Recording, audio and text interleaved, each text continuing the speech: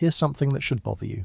On December 19th, at exactly 2:40 a.m. UTC, while you were sleeping, Earth sang.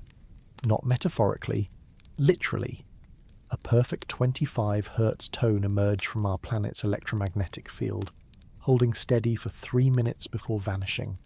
Coincidentally or not, this happened precisely as an interstellar object named 3I Atlas passed closest to our world. Scientists can only agree on one thing. This wasn't random. This is the same frequency Japan detected 11 days before their earthquake. Same eerie precision. Two explanations exist, both terrifying. Seismic precursor to megaquakes, or external probe testing our structural limits. And here's the kicker, we might already be out of time to figure out which. Stay close, because this signal changes everything. If you're questioning everything about that 25 Hz signal like I am, subscribe to follow along as more data comes in. Comment your location, local time, and your honest take. Are we witnessing geological precursor or interstellar contact? Part 1. The moment the world shouldn't have missed. December 19th, 2025, 2:40 a.m. Coordinated Universal Time. You were probably asleep. Most of the world was. The International Space Station crew was in their sleep cycle. Research stations in Antarctica were buttoned down for the austral summer night. Ships crossing the Pacific sailed under stars that had witnessed countless previous nights, indistinguishable from this one. But at that exact moment, something happened that should have woken us all up. A signal appeared in Earth's electromagnetic spectrum. Not a rumble, not static, not the messy, chaotic wash of energy that characterizes geological activity or atmospheric phenomena. A tone. Pure, isolated singing at exactly 25 Hz.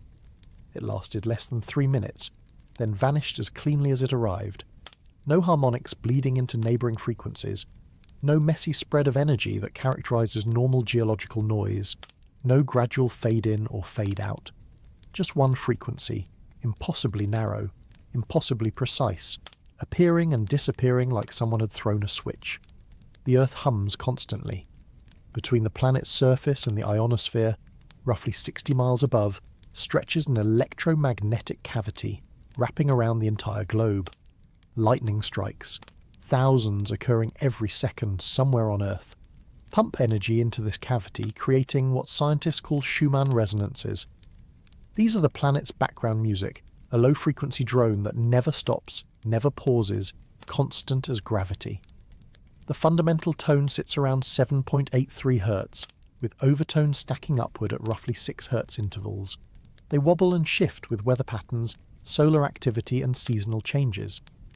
They blur together like voices in a crowded room, each frequency smearing into its neighbours, creating a continuous spectrum rather than discrete notes. 25 Hz doesn't belong in that room. It sits between harmonics, isolated, refusing to blend. At exactly the same time this signal appeared, give or take 3 hours and 20 minutes, the interstellar object designated 3I Atlas reached its closest approach to Earth. Perigee occurred at 6 a.m. UTC, placing the object roughly 180 million kilometres from our planet. That's about the distance from Earth to the Sun, which in astronomical terms makes this practically a collision. For an object moving at interstellar velocities, passing within 1 AU of a planet is threading a cosmic needle. 3I Atlas is only the third confirmed interstellar object ever detected entering our solar system. The first, Oumuamua, arrived in 2017 and sparked years of debate about its unusual acceleration and cigar-like shape. The second, Borisov, appeared in 2019 and behaved exactly like a normal comet, comforting astronomers who'd grown uncomfortable with Oumuamua's anomalies. 3I Atlas arrived from outside following a hyperbolic trajectory that proves it wasn't born here. Its orbital eccentricity exceeds 1, meaning it's not gravitationally bound to our Sun. It arrived from the direction of the constellation Perseus, moving too fast to be captured by solar gravity. After its flyby, it will leave forever, heading back out into the galaxy, continuing a journey that began somewhere we can't identify. The timing bothers people. Not because coincidences are impossible. The universe is vast and unlikely things happen constantly somewhere. But because this particular coincidence arrived with math attached. The probability of a geophysical electromagnetic anomaly occurring within hours of an interstellar object's closest approach is calculable. You can run the numbers, factor in the frequency of detected electromagnetic anomalies, the orbital mechanics of hyperbolic trajectories, the observation windows available to monitoring stations. It's not zero. Low probability events occur, but it's uncomfortable. The kind of uncomfortable that makes statisticians recheck their calculations, and geophysicists quietly review datasets looking for overlooked correlations. 11 days earlier, on December 8th, Japan experienced a magnitude 6.8 earthquake off the coast of Iwate Prefecture. The rupture occurred at shallow depth, generating strong shaking across northern Honshu. Seismologists recorded electromagnetic anomalies in the hours before the rupture occurred, similar frequencies clustering around 20 to 30 Hz, similar brevity, lasting minutes rather than hours, lower intensity than December 19th but unmistakably related in character. The earthquake community has spent decades cautiously, painfully, documenting these precursor signals.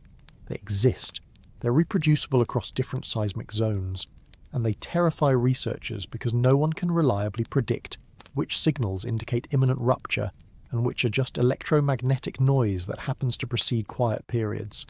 After Japan, the scientific community became very quiet about December 19th. Not before, after. The sequence matters. Before December 19th, the Japan signal was just another data point in the frustrating quest to predict earthquakes using electromagnetic precursors. After December 19th, it became part of a pattern. So we're left with two interpretations, and there's no comfortable middle ground. Either Earth's crust emitted an electromagnetic scream in the hours before something catastrophic, a planetary scale warning that stress has accumulated to critical levels across multiple fault zones, or something external came close enough to trigger that signal, or listen to it, or respond to it. The physics allows all these possibilities, which is precisely the problem. When multiple explanations fit the data equally well, you can't eliminate any of them through observation alone. If this wasn't random noise, if the signal carries meaning either geological or cosmic, then it was either a countdown ticking toward crustal failure or a knock on the door from something that wanted to know if anyone was home. And we need to figure out which before we find out what happens when the countdown reaches zero or when the door opens. Part 2. Why 25 Hz is the worst possible number. Schumann resonances don't sit still. They drift like smoke, spreading across bandwidths, bleeding into neighbouring frequencies, creating zones of electromagnetic energy rather than sharp spectral lines. The fundamental mode centres around 7.83 Hz, but it wanders between 7.5 and 8 Hz, depending on global thunderstorm activity, which follows diurnal patterns as Earth rotates and different continents enter peak heating. The second harmonic sits near 14 Hz, the third around 20.3, the fourth near 26.3. They're fuzzy, broad, overlapping zones of electromagnetic energy, not laser-sharp tones that hold frequency with metronomic precision. 25 Hz falls between the third and fourth harmonic, occupying a gap that shouldn't contain isolated energy. It's too high to be the third mode, too low to be the fourth. More importantly, it appeared without the others. Normally when one harmonic intensifies, during major thunderstorm complexes or solar flares that pump energy into the ionosphere, the entire stack shifts together. The fundamental strengthens, and all harmonics increase proportionally. You don't get isolated frequency spikes in natural Earth systems, unless something very specific is exciting that one mode while suppressing all others, which requires a resonant cavity with extremely precise geometry and damping characteristics. Lightning generates broadband noise. It's messy, explosive, scattering energy across the spectrum like throwing a handful of sand against a window. Individual strikes pulse across frequencies from 1 Hz to several kilohertz, creating a momentary spike in electromagnetic power that decays rapidly.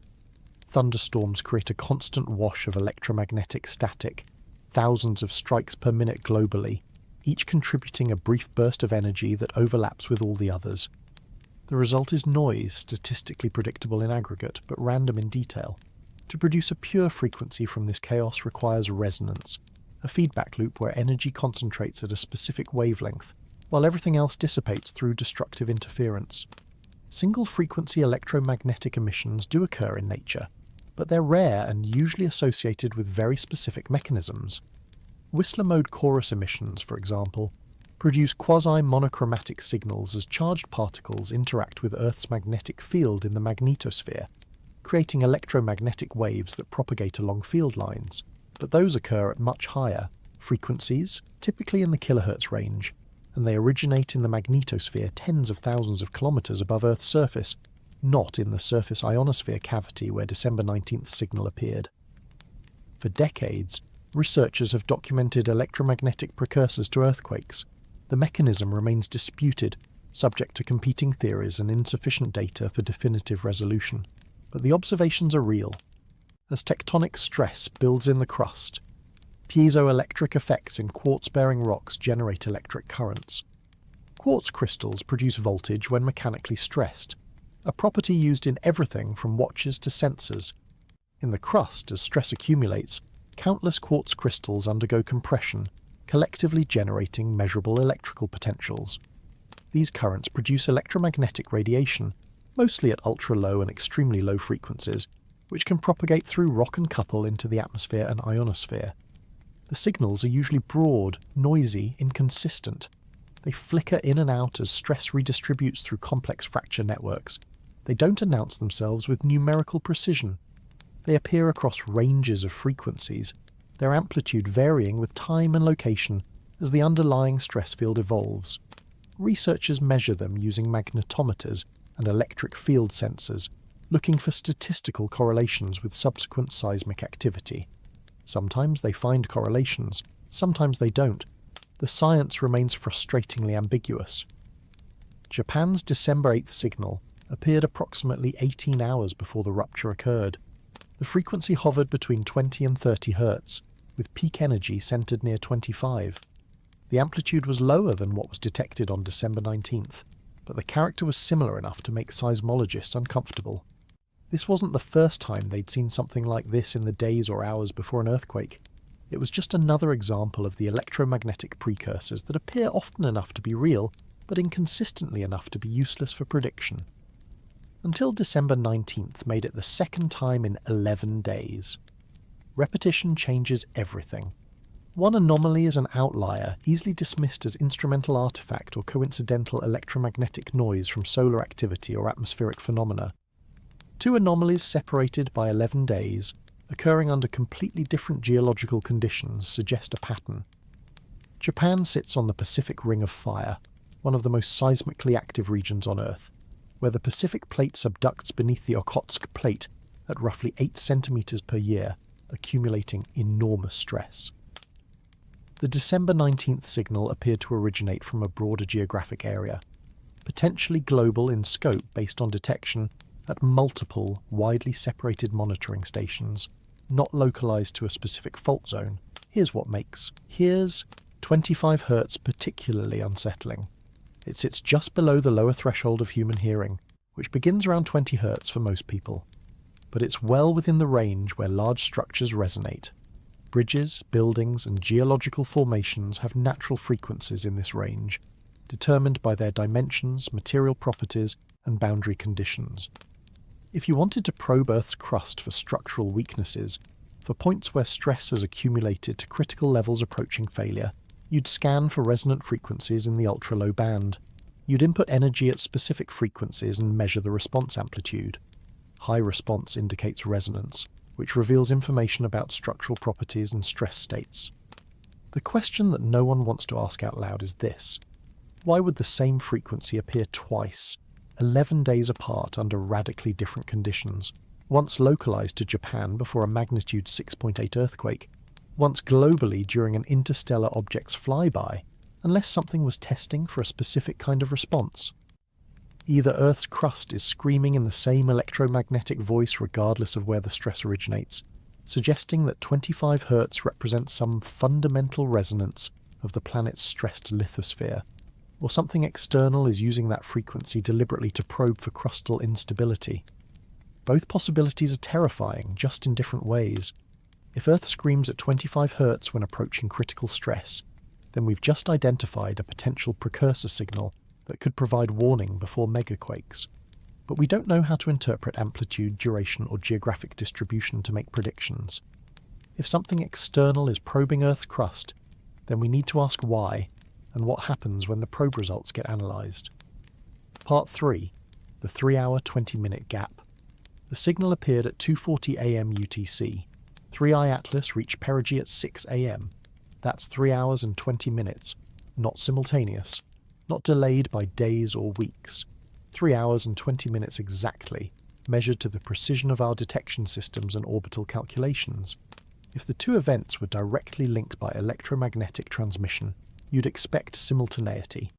Object passes closest point, signal fires, cause and effect occur essentially together, accounting only for light travel time.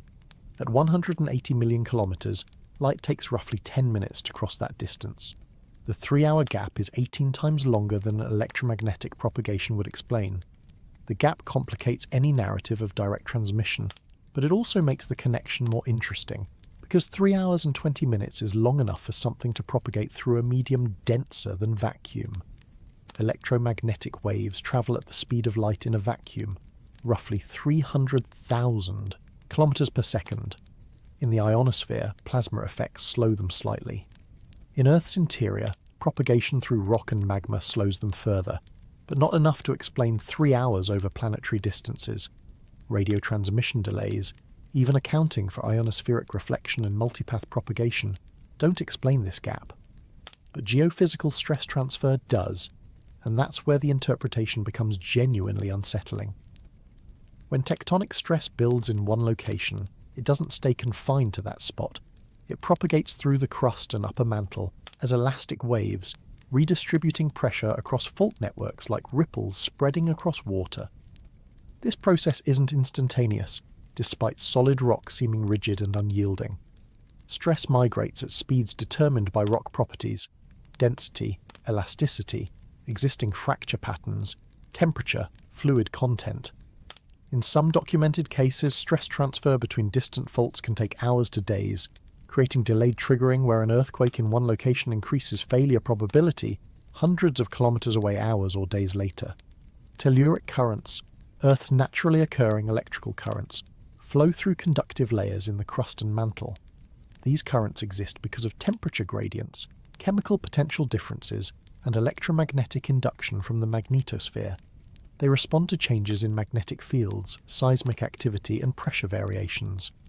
When stress builds in rock, piezoelectric effects can modulate these currents, creating electromagnetic signatures that propagate independently of seismic waves, travelling through conductive pathways at speeds determined by electrical properties rather than mechanical wave velocity. There's a model, proposed by geophysicists who study earthquake precursors and electromagnetic phenomena, that describes this delay. Stress accumulates in the crust, approaching critical thresholds. The stress reaches a point where microfractures begin propagating through rock, creating fresh fracture surfaces where piezoelectric quartz crystals generate electrical potentials. These potentials drive currents through surrounding rock, and those currents couple into the Earth ionosphere electromagnetic cavity through mechanisms that are still being researched. The delay between initial stress perturbation and detectable electromagnetic signal depends on how quickly the fracture network propagates and how efficiently the electrical coupling occurs. Stefan Burns and others working on gravitational triggering mechanisms have suggested that external gravitational perturbations, even minor ones far below what would directly cause earthquakes, can trigger stress redistribution in a crust that's already critically loaded. You don't need a strong force to trigger failure in a system poised at the edge of catastrophe. You need the right force applied at the right time, just enough to push the system past its stability threshold. 3i Atlas, despite its distance of 180 million kilometers, still exerted a gravitational gradient across Earth's diameter. The difference in gravitational pull between Earth's near side and far side creates tidal forces, the same mechanism that causes ocean tides but affecting solid rock as well. These tidal forces are tiny compared to the Moon's influence, which raises solid Earth tides of roughly 30 centimeters twice daily. 3i Atlas, being smaller and more distant, would generate tidal effects measured in fractions of a millimeter, negligible under normal circumstances, but potentially significant if the crust was already primed, already balanced at critical stress thresholds across multiple fault zones, waiting for any perturbation to trigger cascade failure. 3 hours and 20 minutes is too long for a radio signal to travel from the object to Earth, even accounting for ionospheric delays and reflection. But it's exactly the right time frame for Earth's crust to respond to a gravitational perturbation, redistribute stress through elastic wave propagation, and creep processes generate piezoelectric currents as new microfractures open in stressed rock, and emit an electromagnetic pulse that couples into the surface ionosphere cavity. This interpretation suggests something worse than deliberate communication from an external intelligence. It suggests Earth was already screaming, already on the verge of catastrophic failure across multiple tectonic zones, and the object's passage provided just enough gravitational nudge to make that scream audible in the electromagnetic spectrum. The signal wasn't sent to us. It was extracted from us, pulled out by gravitational stress on a planet that was already critically loaded. If December 19th was Earth responding, not listening, then the signal wasn't a message. It was a symptom. Symptoms imply underlying pathology, and pathology implies a diagnosis no one wants to hear. The diagnosis being that Earth's crust is approaching catastrophic failure across multiple zones simultaneously, a scenario that would make the historical record's largest earthquakes seem modest by comparison. Part 4. The year, the crust. Never relaxed. 2025 has been loud. Not catastrophically loud, just persistently, statistically, uncomfortably loud. According to the United States Geological Survey, the number of magnitude 6.0 and above earthquakes this year has exceeded the long-term average by roughly 15%. That's not apocalyptic. It's not even front-page news unless you're paying attention to cumulative energy release rather than individual events. The planet isn't falling apart. It's just shaking more often than it should, like a machine running slightly out of balance, vibrating at frequencies that suggest internal stress. Energy release tells a different story than earthquake count. Magnitude scales are logarithmic, meaning each whole number increase represents roughly 32 times more energy release. A magnitude 7 releases about 32 times more energy than a magnitude 6. A magnitude 8 releases about 1,000 times more than a 6. A magnitude 9 releases roughly 32,000 times more energy than a 6. The difference between many medium quakes and one giant quake is enormous in terms of total energy, and that difference matters when you're trying to understand whether tectonic stress is being relieved or merely redistributed. 2025 has seen dozens of magnitude 6 to 7 events scattered across the Pacific Rim, the Mediterranean and South America. Subduction zones around the Pacific have been particularly active, with regular magnitude 6 events along the Aleutian Arc, Kamchatka, Japan, the Philippines, Indonesia, and the western coast of South America. The Mediterranean saw several magnitude 6.5 events related to the complex collision zone, where Africa pushes northward into Europe. None of these events were unexpected. Earthquakes happen in these regions regularly. It's what they do. But the year hasn't seen a magnitude 9. It hasn't seen a truly catastrophic release that resets the stress budget for an entire tectonic region, the kind of earthquake that shifts coastlines, generates transoceanic tsunamis, and releases centuries of accumulated strain in minutes. That absence is statistically meaningful, because seismic energy follows power law distributions. You should get many small quakes, fewer medium quakes, and very rarely a massive quake that dominates the energy budget. In a normal year, seismic energy distributes according to well-understood power laws derived from decades of observation. You get thousands of magnitude 4 events, hundreds of magnitude 5, dozens of magnitude 6, a handful of magnitude 7, maybe 1 or 2 magnitude 8, and very rarely, once every few years globally, a magnitude 9. When that distribution shifts, when you see elevated activity in the medium range but no large release, it suggests stress is accumulating without adequate relief. The implications are uncomfortable. Either the elevated activity represents normal statistical variation, fluctuations within expected bounds that seem meaningful only because humans are pattern recognition machines that see significance in noise, or it represents actual stress accumulation across multiple tectonic zones simultaneously. If the latter, then the absence of magnitude 9 events isn't good news. It's delayed catastrophe. The energy has to go somewhere. Stress accumulates according to plate motion, which doesn't stop because we haven't had big earthquakes recently. Cascadia, the subduction zone stretching from Northern California to Vancouver Island, hasn't ruptured in a magnitude 9 event since 1700. We know this from multiple lines of evidence. Tree ring studies showing synchronous tree death along the coast, tsunami deposits in Japanese historical records dated to January 26, 1700, sediment layers showing sudden subsidence. Geological evidence suggests these megaquakes occur roughly every 300 to 600 years. We're overdue in the statistical sense, though overdue is a misleading term. Earthquakes aren't scheduled. They happen when accumulated stress exceeds rock strength. Could be tomorrow, could be centuries from now. But the longer the interval since the last major rupture, the more stress has accumulated. Plate convergence continues steadily. The Juan de Fuca plate slides beneath North America at roughly 4 centimeters per year. Some of that motion releases through small earthquakes and slow slip events. Most of it locks, storing elastic strain in the rocks above the subduction interface. When that lock fails, everything stored over centuries releases in minutes. The Nankai Trough off Japan's southern coast presents a similar scenario. Historical records document massive earthquakes roughly every 100 to 150 years. The last major rupture occurred in 1946, a magnitude 8.1 that killed over 1,000 people and generated a Pacific-wide tsunami. Japanese seismologists have been sounding alarms with increasing urgency because the statistical recurrence interval is approaching, not guaranteed, not scheduled, just increasingly probable as stress accumulates. December already carried elevated concern independent of any interstellar objects.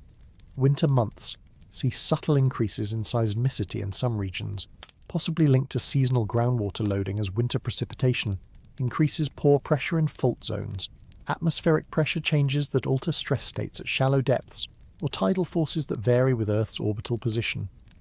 The mechanisms are debated, but the statistical correlation appears in some data sets. The scientific community watches December carefully, not because it's cursed, but because the statistical noise makes signal detection harder. Earth didn't need 3i Atlas to fail. The crust was already loaded, already balanced on a knife edge between stability and rupture across multiple zones. But systems poised at critical thresholds respond dramatically to small perturbations. You don't need a hammer to shatter a wine glass if it's already vibrating at its resonant frequency. You just need to add energy at the right pitch, the right timing, and the glass's own vibration tears it apart. The question becomes, was December 19th Earth screaming because it's about to break, or was it screaming because something tested whether it was ready to break? The distinction might seem academic, but it's not. If Earth is approaching failure independently, the signal was warning. If something triggered the signal by applying stress, then that something now knows our planet's structural state. Either way, the crust was loaded before the object arrived. The signal just told us, or something else, that the load is still there, waiting for one more perturbation to trigger cascade failure across multiple fault zones simultaneously. Part 5. When two impossible things are both true. Geological electromagnetic signatures look messy. They flicker and dance across the spectrum like candlelight, never holding still, never maintaining clean frequency stability. They drift across frequencies as the underlying stress field evolves, as microfractures propagate and heal, as groundwater moves through fractured rock changing electrical conductivity. They correlate poorly with subsequent earthquakes, frustrating researchers who've spent careers trying to turn precursor signals into reliable predictions. Natural processes produce chaos, not clarity, because they involve countless random interactions at scales from atomic to crustal. Engineered signals look clean. They hold frequency with precision limited only by oscillator stability and thermal noise. They turn on and off with temporal precision measured in microseconds.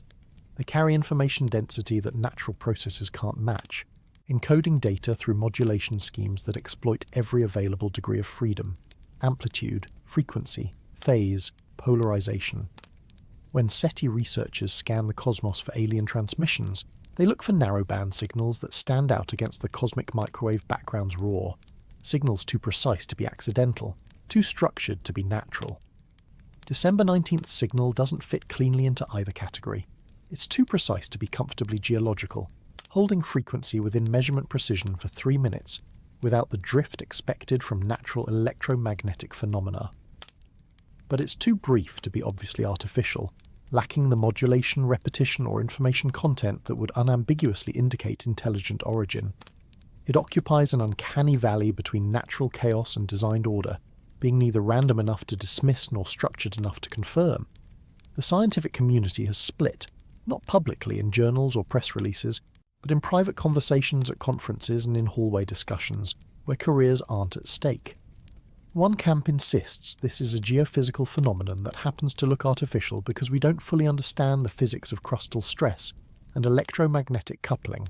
They point to Japan, to other documented precursors in the literature, to the incomplete state of earthquake science and the vast parameter space of possible electromagnetic generation mechanisms.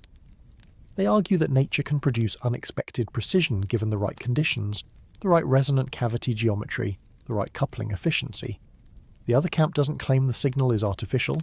They're too careful for that, too aware of the professional suicide that comes from crying, alien without extraordinary evidence. But they note the anomalies in careful, measured language, the frequency stability, the temporal correlation with three-eye atlas's passage, the lack of harmonics that should accompany natural resonance, the global detection suggesting ionospheric origin rather than localized crustal source. They ask questions without asserting answers, a rhetorical strategy that lets them voice concern without making claims they can't defend. Why this frequency? Why this timing? Why twice in 11 days? Why no accompanying harmonics if this is resonance? Both camps leave unanswered questions on the table, and that's where the real discomfort lives. The geological camp can't explain the frequency precision or the timing correlation. The artificial origin camp can't produce evidence of modulation, repetition, or obvious information content. The data fits both interpretations poorly, which suggests either interpretation is incomplete or some third explanation exists that neither camp has articulated. There's a third possibility that neither side wants to articulate fully, a possibility that violates the comfortable assumption that causality runs in one direction. What if causality runs in both directions simultaneously? What if Earth's crust, stressed and fractured and balanced on the edge of failure, emitted an electromagnetic pulse in response to gravitational perturbation from three-eye atlas's passage, and something detected that pulse and responded, not necessarily with intent, not necessarily with intelligence, maybe just with physics we don't understand yet, natural processes operating at scales or in regimes we haven't characterized. Current electromagnetic monitoring infrastructure is sparse compared to seismic networks. We have scattered magnetometer stations operated by geological surveys, space weather monitoring agencies, and university research groups. We have a few dedicated extremely low-frequency receivers operated by military installations for submarine communication and by researchers studying earthquake precursors. We have satellite observations that capture only snapshots of Earth's electromagnetic environment, missing brief transient events unless satellites happen to be in the right position with the right instruments active. If you wanted to hide a signal in plain sight, to transmit or probe without detection, you'd broadcast during a geophysical event when everyone expects electromagnetic noise. You'd choose frequencies where natural variations provide cover. You'd keep transmissions brief to minimize detection probability. December 19th signal appeared during elevated solar activity, providing natural background noise that could mask other phenomena. The timing was perfect for camouflage if camouflage was intended. The uncertainty doesn't comfort anyone. It multiplies scenarios without eliminating any. Earth could scream and be pinged simultaneously. The signal could be warning, symptom, and probe all at once, depending on which observer you're asking and which interpretation framework they're applying. Geologists see crustal stress. Astronomers see temporal correlation with an interstellar object. Both observations are valid. Neither explains everything. Science thrives on reducing uncertainty, collapsing possibilities into testable hypotheses that can be confirmed or falsified through observation. December 19th resists that collapse. Every new piece of data, every additional analysis confirms that something happened without confirming what it means. The signal exists in datasets, reproducible across independent monitoring stations. The temporal correlation with three-eye atlas is undeniable. But meaning remains elusive, trapped in the gap between observation and explanation. So we transition from Earth to object, from what we detected to what was close enough to detect us, if detection was occurring. If Earth screamed into the electromagnetic spectrum on December 19th, Something was positioned to hear it. The question is whether that something was listening because it knew we'd scream, or whether we screamed because it was listening, applying stress or probing for a response. And that question leads us to examine the object itself, to ask what we actually know about 3I Atlas beyond its trajectory and timing. Part 6. Why interstellar objects should be boring. Interstellar objects should be dead rocks following ballistic trajectories dictated purely by gravity. They should tumble chaotically, their rotation states randomized by whatever collision or gravitational interaction ejected them from their home system millions or billions of years ago. They should be heated on the sun-facing side and frozen on the opposite hemisphere, with no atmosphere to redistribute heat, no geological activity to reshape their surfaces. They shouldn't maintain stable orientations relative to the sun or planets. They shouldn't exhibit trajectory adjustments that can't be easily explained by outgassing from ice sublimation. 3I Atlas followed a hyperbolic orbit, confirming its interstellar origin through orbital mechanics that leave no room for alternative interpretation. Eccentricity greater than 1, mathematically proving the object isn't gravitationally bound to our sun.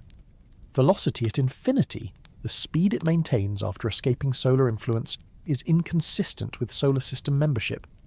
Every calculation confirms it came from somewhere else, crossed our cosmic neighbourhood in a trajectory that will never repeat and will continue outward forever unless something catastrophic stops it.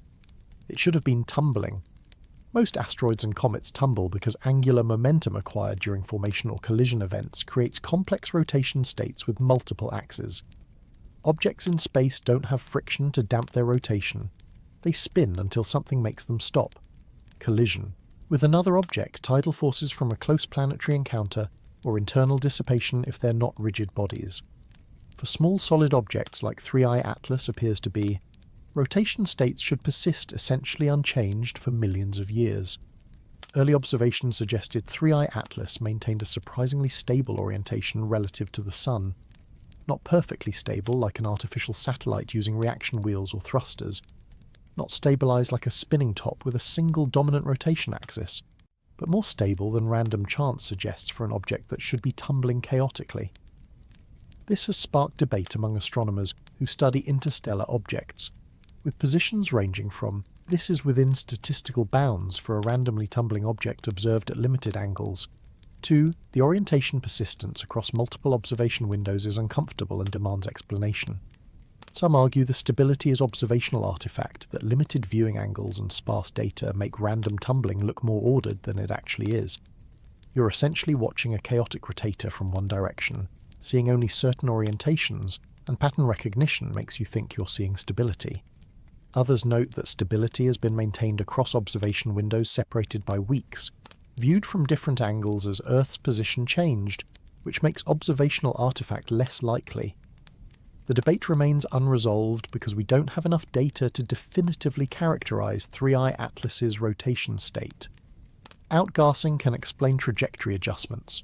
When volatile materials, water ice, carbon dioxide ice, carbon monoxide ice, sublimate from a comet's surface as it approaches the Sun, they create thrust. The escaping gas carries momentum, pushing the comet in the opposite direction. This effect is well documented and accounts for the non-gravitational accelerations observed in many comets. Comet Borisov, the second interstellar object detected, showed clear outgassing signatures creating a visible coma and tail. Its trajectory adjustments matched expectations based on sublimation models. You could predict where it would be based on its measured outgassing rate. 3I Atlas exhibits trajectory changes that strain simple outgassing explanations. The geometry doesn't quite work. The direction of acceleration doesn't align well with the sun direction, or the object's rotation axis, in ways that simple sublimation would produce. The timing of adjustments correlates poorly with solar heating patterns, appearing when the object should be too cold for significant ice sublimation, or continuing when heating should have ceased. You can construct models that fit the data if you adjust parameters creatively, invoking a symmetric ice distribution, unusual rotation states, or exotic volatile compositions. But the models feel forced, requiring too many free parameters to fit too few observations. Here's where scientists get uncomfortable discussing this publicly. Suggesting artificial origin for celestial objects carries enormous professional risk. You become the person who cried alien, the researcher whose credibility evaporates, whose papers get rejected, whose grant applications get circular filed. The scientific community maintains strong social pressure against speculation about artificial objects, because the vast majority of such speculation throughout history has been wrong. Canals on Mars, vegetation on Venus, radio signals from Jupiter interpreted as alien broadcasts before we understood magnetospheric physics. The track record counsels extreme caution, so instead, astronomers phrase their concerns carefully, using language that signals discomfort without making claims. They say anomalous instead of impossible. They publish papers noting unexpected behaviours requiring further investigation, rather than "this looks artificial." They raise questions in the passive voice, wondering whether certain observations might suggest alternative explanations, rather than asserting those explanations directly. The language is deliberately vague, protecting careers while advancing discussion incrementally. Compare 3I Atlas to Oumuamua, the first confirmed interstellar object detected in 2017. Oumuamua accelerated away from the Sun at a rate inconsistent with gravity alone, exhibiting non-gravitational acceleration that required explanation. Years of analysis suggested outgassing as the most plausible mechanism, but the object showed no visible coma, no dust trail, no spectroscopic signatures of sublimating volatiles. The outgassing would have to be pure hydrogen, or some other volatile that doesn't produce visible signatures, which is possible but strange. Alternative explanations included solar radiation pressure acting on an unusually low-density object, essentially a cosmic tumbleweed, or exotic ice compositions unlike anything in our solar system. Borisov, by contrast, looked exactly like a comet should. It outgassed visibly, creating a coma and tail composed of dust and gas. Its spectrum matched solar system comets. Its trajectory adjustments corresponded to measured outgassing rates. It was comfortingly normal, an interstellar visitor that behaved according to established physics, confirming that most interstellar objects are probably just ordinary rocks and ice balls ejected from other planetary systems. 3I Atlas falls between these extremes, not obviously artificial like nothing we've seen before, not comfortably natural like Borisov. It does things that natural objects can do, maintain rotation states, adjust trajectories through outgassing, vary in brightness due to irregular shape and rotation, just less frequently or less cleanly than we'd expect from random chance. It's in the uncanny valley of astronomical objects, familiar enough to seem plausibly natural, but strange enough to trigger discomfort. Rare doesn't mean artificial. The universe is unimaginably large, containing hundreds of billions of galaxies each with hundreds of billions of stars. Low probability events happen constantly somewhere. Objects with unusual properties, unlikely configurations, improbable trajectories. They exist because probability guarantees their existence given sufficient trials. But when multiple low probability events cluster around the same object at the same time, pattern recognition kicks in whether we want it to or not. Scientists dislike this conversation because it leads nowhere productive without more data.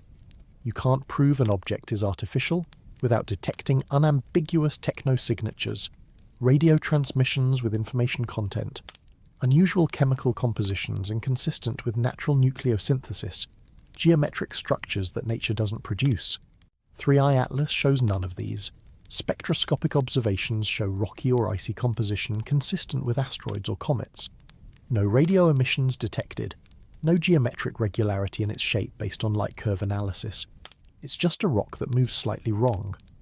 But slightly wrong, repeated across multiple observation sets, starts to feel intentional even when you know pattern recognition can deceive. Not designed, not controlled by intelligence, just less random than it should be, as if something about this object's history or composition makes it respond to forces differently than we expect. And now, impossibly, a signal appeared precisely when it passed closest to Earth, adding one more anomaly to a growing list of things that don't quite fit. Part 7. The clean signal problem. Entropy increases. This is not philosophy.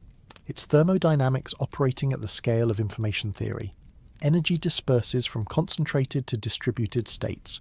Organized systems decay into disorder. Signals degrade as entropy works constantly to smear them across frequencies, to add noise, to blur sharp edges into gradual slopes. This is why maintaining a pure tone requires constant energy input, fighting against natural dissipation. Natural processes produce noise because they involve countless random interactions. Lightning strikes create electromagnetic pulses by ionizing air molecules in chaotic cascades. Each strike is unique, producing a broadband spray of frequencies that depends on channel length, current magnitude, atmospheric conditions, branching patterns, and 1,000 other variables that vary randomly strike to strike. The resulting electromagnetic signature is a mess, statistically predictable in aggregate but random in detail. You can characterize the average spectrum, but individual strikes spray energy across the entire extremely low frequency to very low frequency range without preference for specific frequencies. Engineered signals fight entropy through deliberate design. They use feedback mechanisms to maintain frequency stability, phase-locked loops, that compare output to a reference and correct drift, resonant cavities that naturally suppress off-frequency oscillation, filtering circuits that pass desired frequencies while attenuating everything else. A radio transmitter doesn't accidentally produce a pure tone. It requires crystal oscillators, frequency synthesizers, power amplifiers designed to minimize harmonic distortion, antenna systems matched to specific frequencies. The entire signal chain exists to concentrate energy at the desired frequency while suppressing everything else. December 19th signal held 25 Hz with minimal drift. Over 3 minutes of observation, the frequency remained stable within the measurement precision of detection systems, which varies by instrument but typically achieves resolution better than 0.1 Hz for extended observations. No sidebands appeared. The frequency components that typically appear around a carrier signal due to modulation or oscillator instability. No harmonic spread where energy leaks into integer multiples of the fundamental frequency. Just one frequency, unwavering, as stable as engineered oscillators produce. This is extraordinarily hard to explain geologically. Rock fracturing produces broadband acoustic noise as crack tips propagate through crystalline structures, breaking atomic bonds, generating stress waves that radiate outward. The acoustic frequencies range from subsonic to ultrasonic, depending on crack propagation speed and material properties. Piezoelectric effects in quartz-bearing rocks convert this acoustic noise into electromagnetic radiation, but the conversion doesn't magically filter out all but one frequency. You'd expect the electromagnetic signature to mirror the acoustic signature, messy, broadband, with energy distributed across the ultra-low frequency band, according to the statistics of fracture processes. Getting a clean tone from natural processes requires resonance, a mechanism that selectively amplifies one frequency while damping others. Musical instruments achieve this through careful geometry. Organ pipes resonate at frequencies determined by length. Guitar strings vibrate at frequencies determined by tension and mass per unit length. Bell towers ring at frequencies determined by bell shape and material properties. But Earth's crust isn't designed for resonance. It's heterogeneous, fractured, anisotropic, with material properties varying at every scale from centimeters to hundreds of kilometers. Building a resonant cavity from this chaos that produces a stable 25 Hz tone seems physically implausible. Earth does have electromagnetic transmitters operating in the extremely low frequency range. Military installations use extremely low frequency transmitters to communicate with submarines, taking advantage of the fact that extremely low frequency waves penetrate seawater far better than higher frequencies. These transmitters are enormous, requiring antenna arrays, stretching for tens of kilometers, consuming megawatts of power, operating at specific frequencies typically between 45 and 85 Hz. The US Navy's former facility in Wisconsin used twin antennas each 28 miles long. The Russian facility uses an even larger array. These are not subtle installations. No known extremely low-frequency transmitter operates at exactly 25 Hz. Moreover, transmitter signals have characteristic signatures that trained analysts recognize: stable amplitude over long observation periods, continuous operation on predictable schedules, modulation patterns that encode information. December 19th signal appeared suddenly, lasted 3 minutes, then vanished. No gradual power-up, no shutdown sequence, no modulation beyond the carrier frequency itself. That's not how terrestrial transmitters behave, which are designed for communication efficiency and operate continuously or on regular schedules. Detection ambiguity complicates everything. Earth's electromagnetic monitoring network isn't designed to localize brief, single-frequency signals with high precision. Magnetometers scattered globally can detect when something happened, recording the temporal evolution of magnetic field components. But triangulating the source requires precise timing correlation across multiple stations and sophisticated inversion techniques that account for how electromagnetic waves propagate through the ionosphere and crust. December 19th signal appeared in multiple datasets from stations in Japan, Europe and North America, confirming it was real and globally detectable. But source localization remains disputed. Some researchers argue the signal originated from Japan's seismic zone, geographically proximate to where the December 8th earthquake occurred 11 days earlier. They interpret the global detection as evidence that the electromagnetic energy coupled efficiently into the ionosphere and propagated globally through the Earth ionosphere waveguide. Others claim broader geographic distribution based on amplitude differences between stations, suggesting ionospheric origin rather than crustal source. The data doesn't cleanly resolve this debate because we don't have enough stations with sufficient timing precision to definitively localize the source. Here's what scientists say when pressed, when asked directly whether the signal could be artificial. The signal is unlikely to be artificial based on current evidence, but we cannot conclusively rule out technical explanations without more data. That phrasing is careful, deliberate, legally and professionally defensible. It avoids claiming certainty that data doesn't support, while acknowledging the anomaly can't be simply dismissed. The word unlikely carries most of the weight, suggesting low probability without asserting impossibility. Artificiality doesn't require intelligence. Nature produces coherent signals through stimulated emission processes. MESAs, microwave amplification by stimulated emission of radiation, occur naturally in interstellar molecular clouds, where population inversions in hydroxyl or water molecules produce coherent microwave radiation. The universe can create order from chaos under the right conditions, given specific alignments of energy sources, matter distributions, and quantum mechanical processes. But those conditions are specific, rare, requiring precise configurations that don't occur randomly. The question that haunts researchers isn't whether the signal was designed by intelligence. It's why the signal appeared inside Earth's resonant cavity, at a frequency that couples efficiently with crustal stress mechanisms precisely when an interstellar object passed nearby. Each element is explainable individually. The combination strains coincidence. Coincidence is always possible. Probability theory guarantees that unlikely combinations occur given sufficient opportunities. Flip a coin enough times and you'll see 20 heads in a row eventually. The universe provides effectively infinite opportunities through its size and duration. Unlikely things happen. But when coincidences stack, when each explanation requires invoking another low-probability event, skepticism becomes harder to maintain. At what point does accumulated coincidence suggest causation? Messages don't have to be intentional to carry meaning. A footprint communicates presence without requiring conscious communication from the person who left it. If Earth's crust is fracturing under accumulated stress, electromagnetic signals emerge as a byproduct of piezoelectric processes whether or not anyone is listening.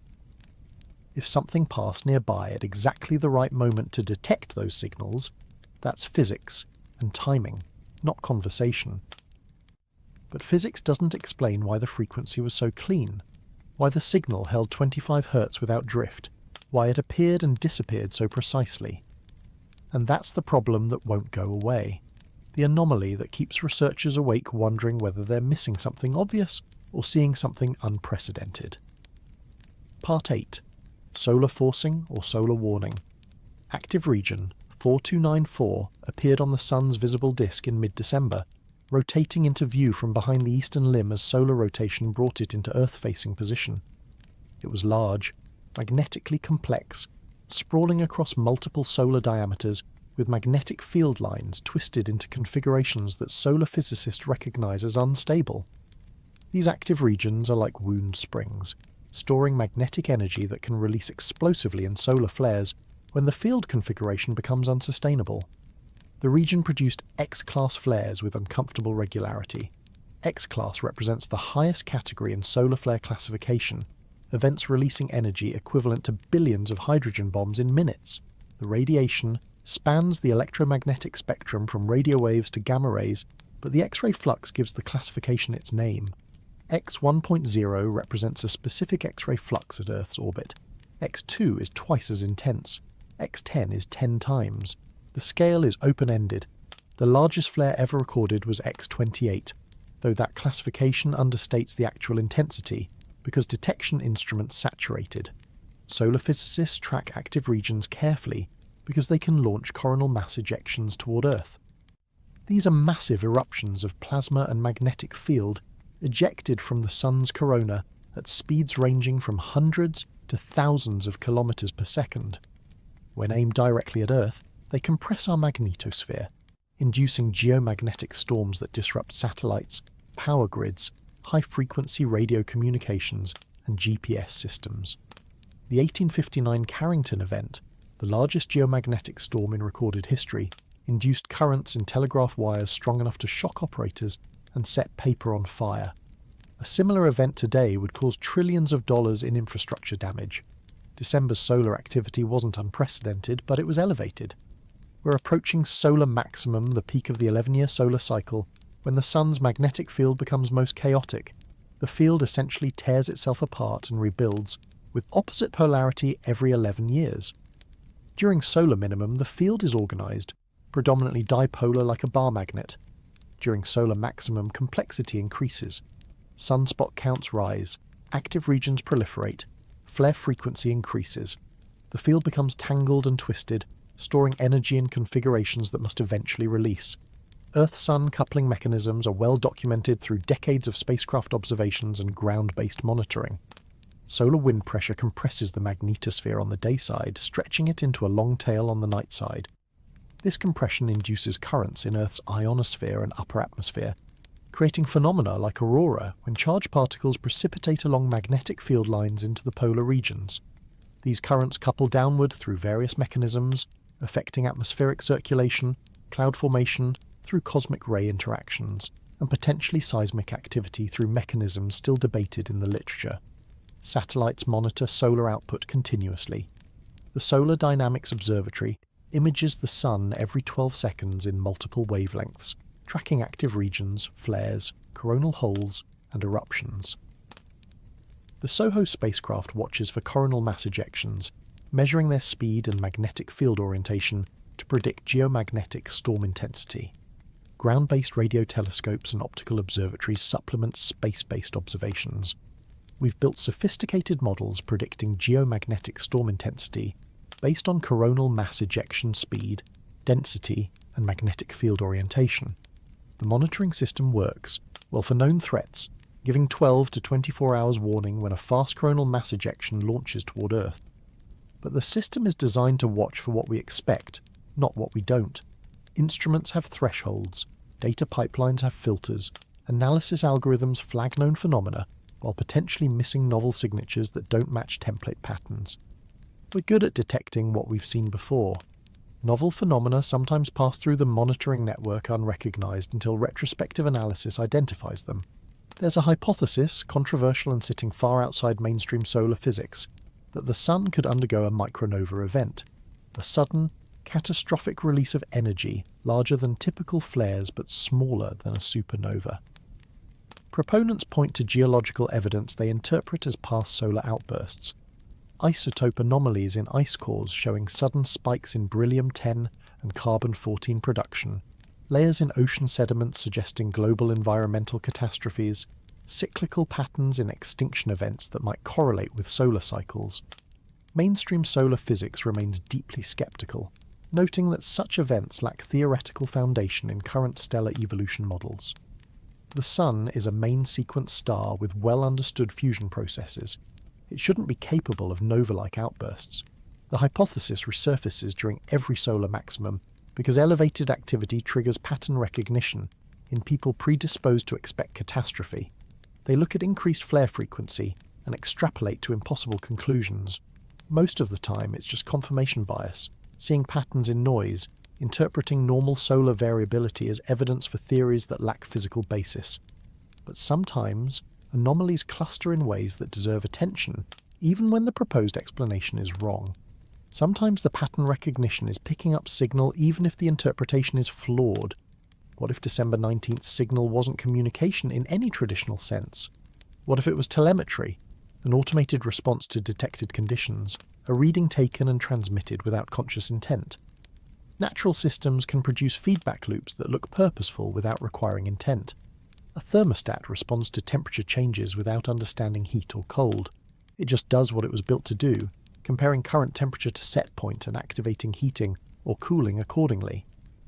If 3i Atlas carried any kind of sensing equipment, whether designed by intelligence or assembled by natural processes we don't understand, it would detect Earth's electromagnetic environment simply by passing through it. No deliberate scanning required. Solar activity, geomagnetic field strength, ionospheric density, charged particle populations, all these parameters are measurable from nearby space using passive sensors. You don't need active probing, you just need to be close enough and have the right instrumentation. A 25 Hz pulse could encode state information efficiently. Frequency itself carries information, 25 Hz rather than 20 or 30. Amplitude carries information, the signal strength detected at various locations. Duration carries information, 3 minutes rather than 1 or 10. You could compress significant data about local electromagnetic environment into these parameters. Not language, not a message in the sense of symbols encoding meaning. Just measurement, telemetry, the electromagnetic equivalent of a thermometer. Reading transmitted back to some receiver we can't detect. The uncertainty here is absolute and unavoidable. We have no way to know if 3i Atlas carried anything beyond rock and ice. Assuming it does requires extraordinary evidence, and we have none. Spectroscopic observations show ordinary composition. Radar observations show an irregular shape consistent with asteroids. Light curves show rotation consistent with natural bodies. Every measurement suggests a natural object, but measurements are limited by instrument sensitivity and observation opportunities. We can only detect what we're equipped to detect, but the timing still bothers people who work with data professionally, people trained to recognize when coincidences accumulate past comfortable probability thresholds. Solar activity elevated, interstellar object passing, electromagnetic signal appearing, each explainable individually. Combined, they form a picture that suggests connection even when connection can't be proven. Solar stress compounds geomagnetic vulnerability.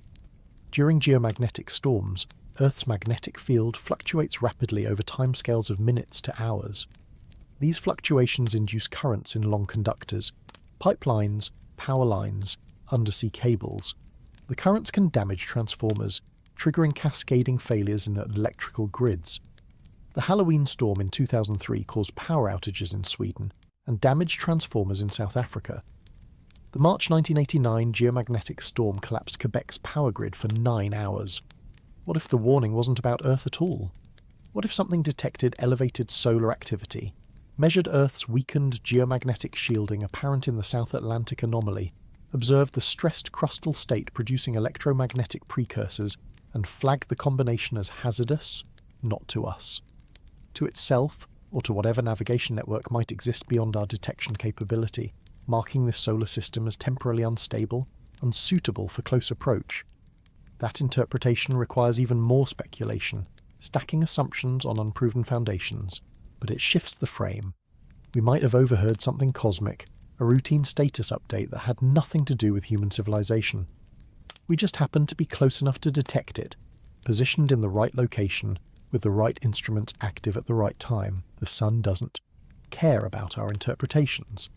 It will do what stellar physics demands, following magnetic field evolution and plasma dynamics that operate on scales from centimeters to solar radii. But if something out there is watching solar behavior and measuring planetary responses, cataloguing which systems are stable and which are degrading, December 19th might have been less about Earth and more about the space we occupy, the electromagnetic environment we're embedded in, the solar activity we're subject to. We got measured, categorized, and whatever is reading the results now knows our local conditions. Part 9. Magnetic weak spots and the flashlight theory. Earth's magnetic field isn't uniform. It bulges, dips, and swirls according to the chaotic dynamo operating in the liquid iron outer core 3,000 kilometers beneath our feet. The field strength varies by location and time, creating regions of enhanced protection and areas of vulnerability where charged particles from the Sun penetrate deeper into the atmosphere than they should. The South Atlantic anomaly represents the most significant weak spot, a region over the South Atlantic Ocean and parts of South America where magnetic field strength drops to roughly 30% of the global average. Satellites passing through this region experience higher radiation exposure as charged particles that would normally be deflected by the magnetic field penetrate closer to Earth's surface. The International Space Station executes non-critical operations when passing through the anomaly. Satellite operators track it carefully because electronics failures cluster in this region. This anomaly exists because Earth's magnetic poles don't align with the rotational poles, and the dipole field that dominates at large distances gives way to more complex multipole components closer to the surface. The South Atlantic anomaly marks where one of these multipole components creates a local minimum in field strength. It's not static. It drifts westward at roughly 20 kilometers per year, following complex dynamics in the outer core that generate the field. The magnetic poles themselves are drifting faster than historical averages. The North Magnetic Pole has accelerated its movement over the past few decades, migrating from northern Canada towards Siberia at roughly 50 kilometers per year.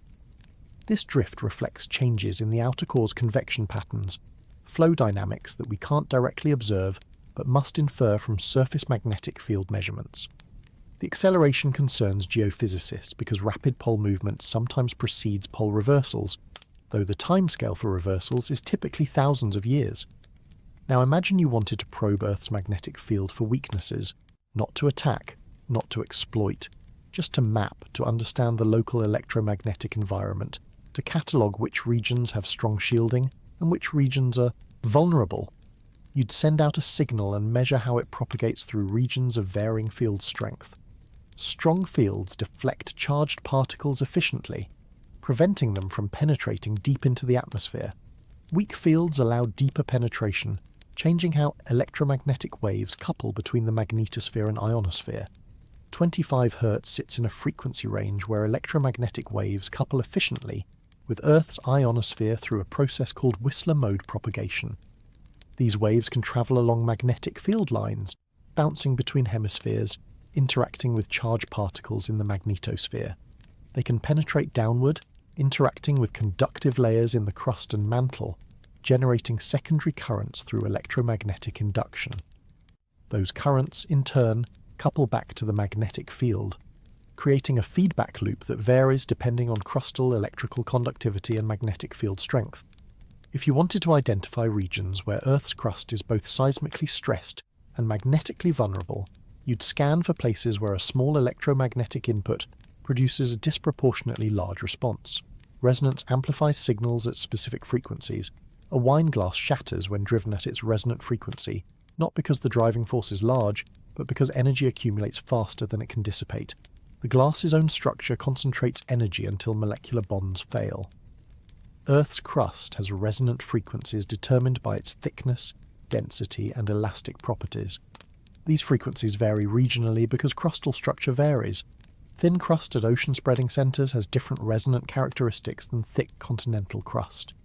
Fractured, stressed crust near active faults has different damping properties than stable cratonic regions. A signal at the right frequency would couple differently with different crustal provinces, revealing information about stress state and structural integrity. The flashlight analogy goes like this. You're in a dark room and you want to find cracks in the walls. You could feel your way around, touching every surface, but that's slow and incomplete. Instead, you shine a light and watch for places where light leaks through. You don't need to break the wall, you just need to find where it's already broken. The light reveals existing damage without creating new damage. Earth's crust contains countless fractures, fault zones loaded with stress, regions where one more perturbation might trigger catastrophic failure.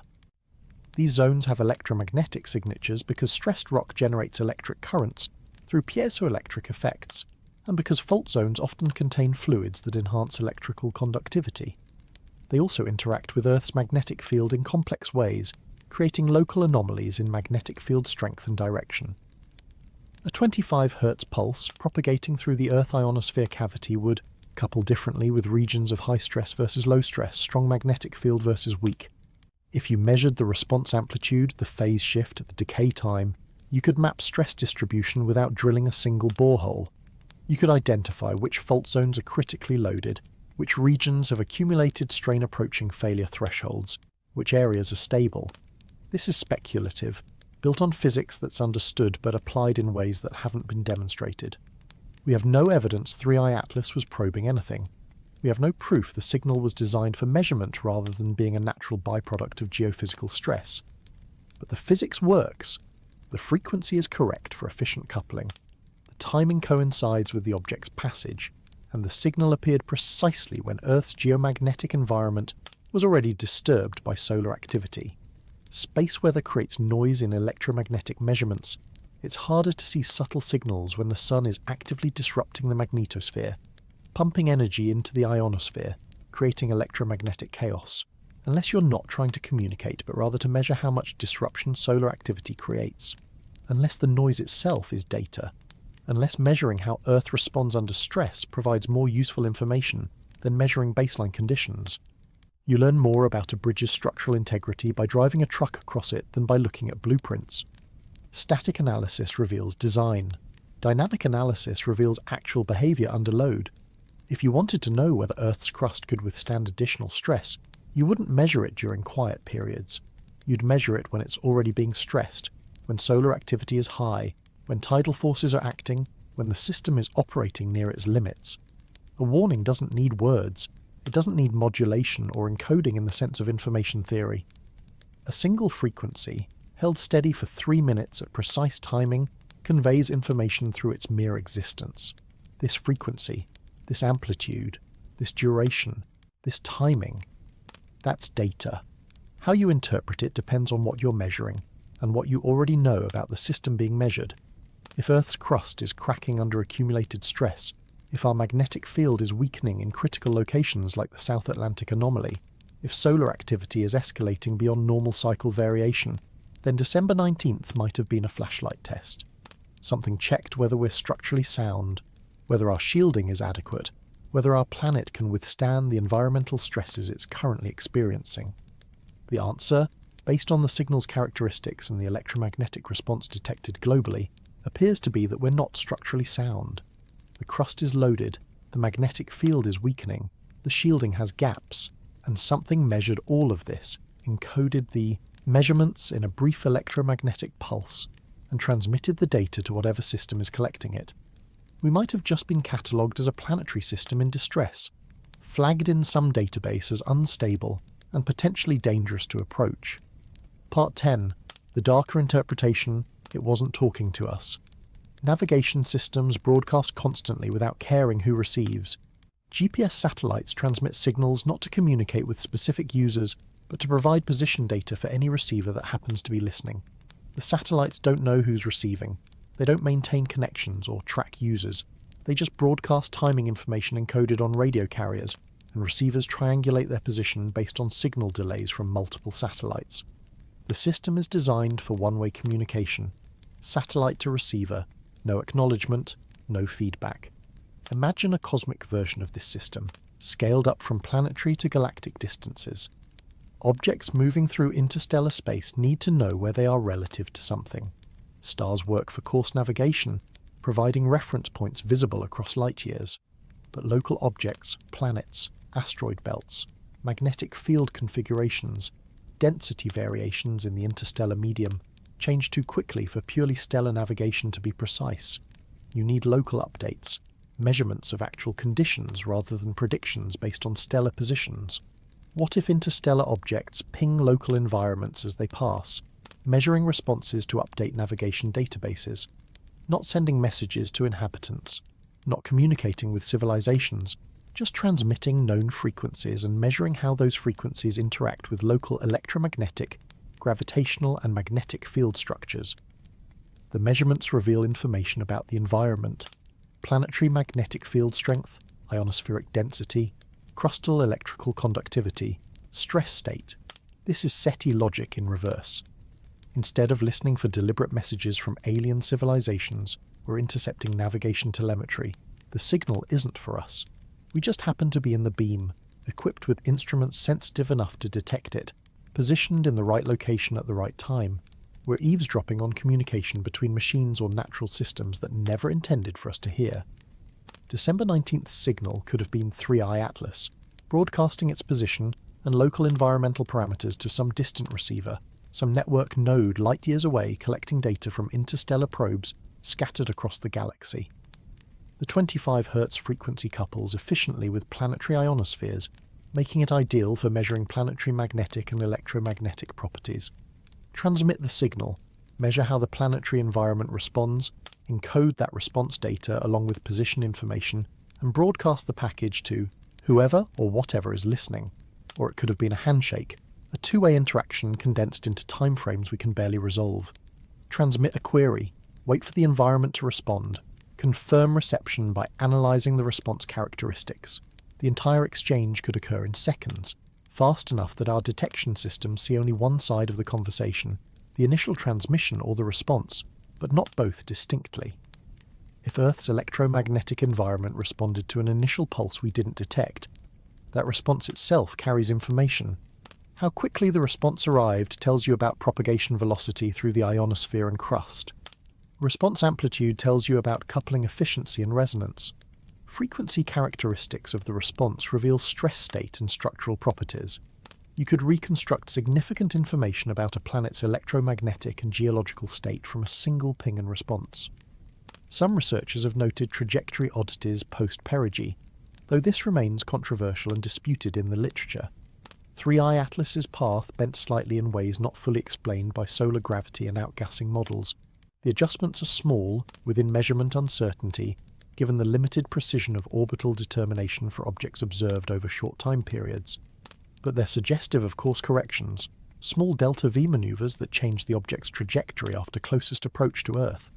We have no evidence of secondary receivers, no detected responses to December 19th signal beyond Earth's own electromagnetic response. No follow-up transmissions detected in days following the event. But our monitoring infrastructure is sparse, covering only narrow slices of the electromagnetic spectrum, with limited sensitivity and geographical coverage. If a response occurred at frequencies we're not monitoring, from locations outside our detection network, using modulation schemes we're not searching for, we wouldn't detect it. If Earth was collateral to something larger, if our planet just happened to be close enough to an interstellar navigation route to disrupt or reflect an electromagnetic ping meant for distant receivers, then the implications shift fundamentally. We're not the message target. We're environmental noise that happened to create a detectable response. This interpretation is less about contact and more about cosmic indifference. This hurts in a different way than deliberate contact. Being ignored is worse than being threatened in some emotional calculus. If something passed through our neighbourhood, used Earth as a reference point for navigation data, collected measurements of our planetary environment, and continued outward without acknowledgement, it means we're furniture, background objects, not significant enough to merit direct interaction, not interesting enough to warrant communication. We exist in the same category as asteroids and gas, clouds, objects to be measured and avoided, not contacted. The cosmic equivalent of someone using your Wi-Fi network without asking permission, because they assumed you wouldn't notice or care. They're not stealing in any meaningful sense. They're not harming you. They just need bandwidth, saw an available network, and used it without considering that someone might be monitoring the connection. But even this scenario leaves questions that keep researchers awake analysing data long past when they should have gone home. Why would navigation telemetry use frequencies that couple so efficiently with crustal stress mechanisms? Why broadcast during elevated solar activity when electromagnetic noise is highest, making measurements more difficult? Unless the noise itself is data. Unless measuring how Earth responds under stress provides more useful navigation information than measuring baseline conditions. You learn more about a planetary system by observing it under stress than during quiet periods. Stellar activity, tidal forces, crustal instability. These reveal information about the system's dynamics that aren't apparent during stable operation. If you're building a navigation database for interstellar travel, you want to know which systems are stable and which are unstable, which ones can be approached safely, and which ones should be avoided because their electromagnetic environment or gravitational field is unpredictable. We might have been stress tested, not maliciously, not as a prelude to anything threatening, just incidentally, because something needed to know whether our local spacetime geometry was stable or degrading, whether our magnetic field could deflect charged particles reliably, or whether it's weakening to the point of failure, whether our star's activity level makes this system suitable for close approach, or whether the radiation environment is too hazardous. The answer, apparently based on whatever measurements were collected, is that we're degrading. Our crust is loaded with accumulated tectonic stress, approaching failure thresholds. Our magnetic field is weakening, developing gaps like the South Atlantic anomaly, where shielding is inadequate. Our star is entering an active phase producing X-class flares and coronal mass ejections that threaten infrastructure. And something measured all of this as it passed, encoded the data in electromagnetic pulses we barely detected, and continued outward. What happens when that data reaches wherever it's going remains entirely unknown. Maybe nothing. Maybe the data gets filed in a database that no one checks, archived alongside billions of other measurements from billions of other systems. Maybe notification goes to some automated system that updates navigation hazard warnings, flagging our solar system as temporarily unstable, unsuitable for close approach until conditions improve. Maybe other objects adjust their trajectories to avoid unstable systems routing around us like traffic avoiding, construction zones. Or maybe something decides that unstable systems are interesting precisely because they're unstable, worth closer examination because they're approaching state transitions that don't occur frequently. Maybe degrading systems get flagged for follow-up observation, scheduled for return visits to measure how the instability evolves. We have no way to know.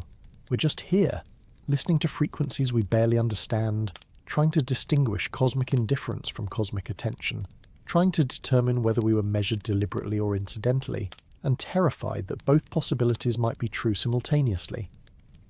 The worst outcome might be discovering that we're neither interesting nor threatening, just another data point in a catalogue so vast that individual planetary systems vanish into statistical noise. Part 11. December's solar data nobody is comfortable with. Late 2025 solar observations contain anomalies that don't fit neatly into solar maximum expectations. Particle anisotropies, asymmetries in the solar wind's directional flow, have appeared with greater frequency and intensity than previous solar cycles showed at equivalent phases. These aren't dramatic deviations. They're subtle statistical shifts that appear in high-order analysis but disappear in simple averages. The kind of anomalies that make experienced solar physicists uncomfortable without providing clear evidence that something is wrong. Solar wind typically flows outward from the sun in all directions, with some variation based on coronal hole geometry and active region configurations. Fast solar wind streams from coronal holes, regions where magnetic field lines open to interplanetary space, allowing plasma to escape easily. Slow solar wind emanates from regions where magnetic field lines are closed, creating helmet streamers and other structures visible during solar eclipses. The flow is three-dimensional, complex, turbulent, but statistically predictable. Recent measurements show preferential streaming, particles concentrating in specific directions more strongly than solar maximum models predict. It's as if the sun's magnetic field is channeling particles more efficiently than normal into particular spatial regions, creating asymmetries that affect how solar wind interacts with planetary magnetospheres. Earth sometimes finds itself in fast streams when models predict slow wind, or vice versa. The predictions aren't failing catastrophically. They're just wrong more often than they should be. Solar maximum isn't a single event. It's a period spanning several years when sunspot numbers peak, flare activity increases, and the sun's magnetic field becomes maximally complex before reorganizing for the next cycle.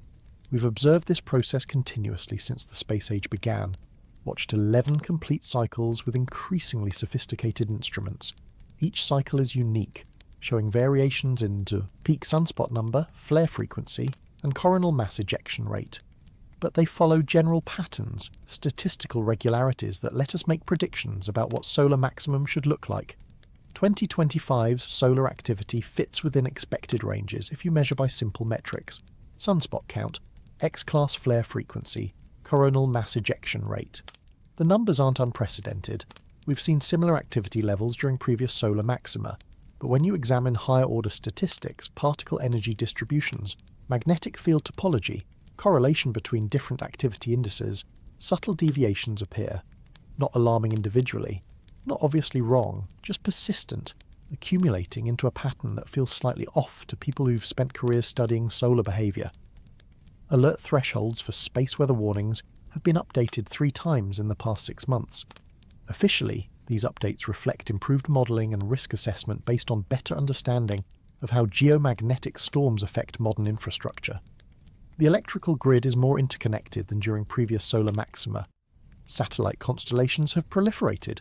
GPS dependency has increased. It makes sense to lower warning thresholds when the consequences of geomagnetic storms have increased. Unofficially, conversations at conferences and in private emails suggest the threshold updates reflect concern that existing thresholds weren't conservative enough given observed solar behaviour, not because solar activity has exceeded predictions, but because the relationship between solar activity and Earth effects seems to have changed. Geomagnetic storms are more intense than expected given the solar wind parameters that should produce them. Aurora appear at lower latitudes than models predict. The correlation between coronal mass ejection characteristics and resulting geomagnetic indices has weakened, suggesting either the models are incomplete or the Earth-Sun coupling has changed. Institutional conservatism in science serves important purposes. You don't alarm the public based on preliminary data or statistical fluctuations that might disappear with more observations. You wait for confirmation, peer review, reproducible results. You communicate uncertainty clearly. You avoid crying wolf because false alarms erode trust and waste resources. But conservatism can also delay recognition of genuine anomalies until after they've caused consequences. Pattern recognition is humanity's superpower and curse. We see faces in clouds, hear words in random noise, detect intentions in random events. This tendency kept our ancestors alive, allowing them to detect predators from ambiguous cues, but it also produces countless false positives. Modern science is designed to suppress false positives through statistical rigour, requiring multiple standard deviations of significance before accepting results. This works well most of the time, filtering out the noise pattern recognition produces. But sometimes patterns are real. Sometimes the data whispers warnings before screaming disasters.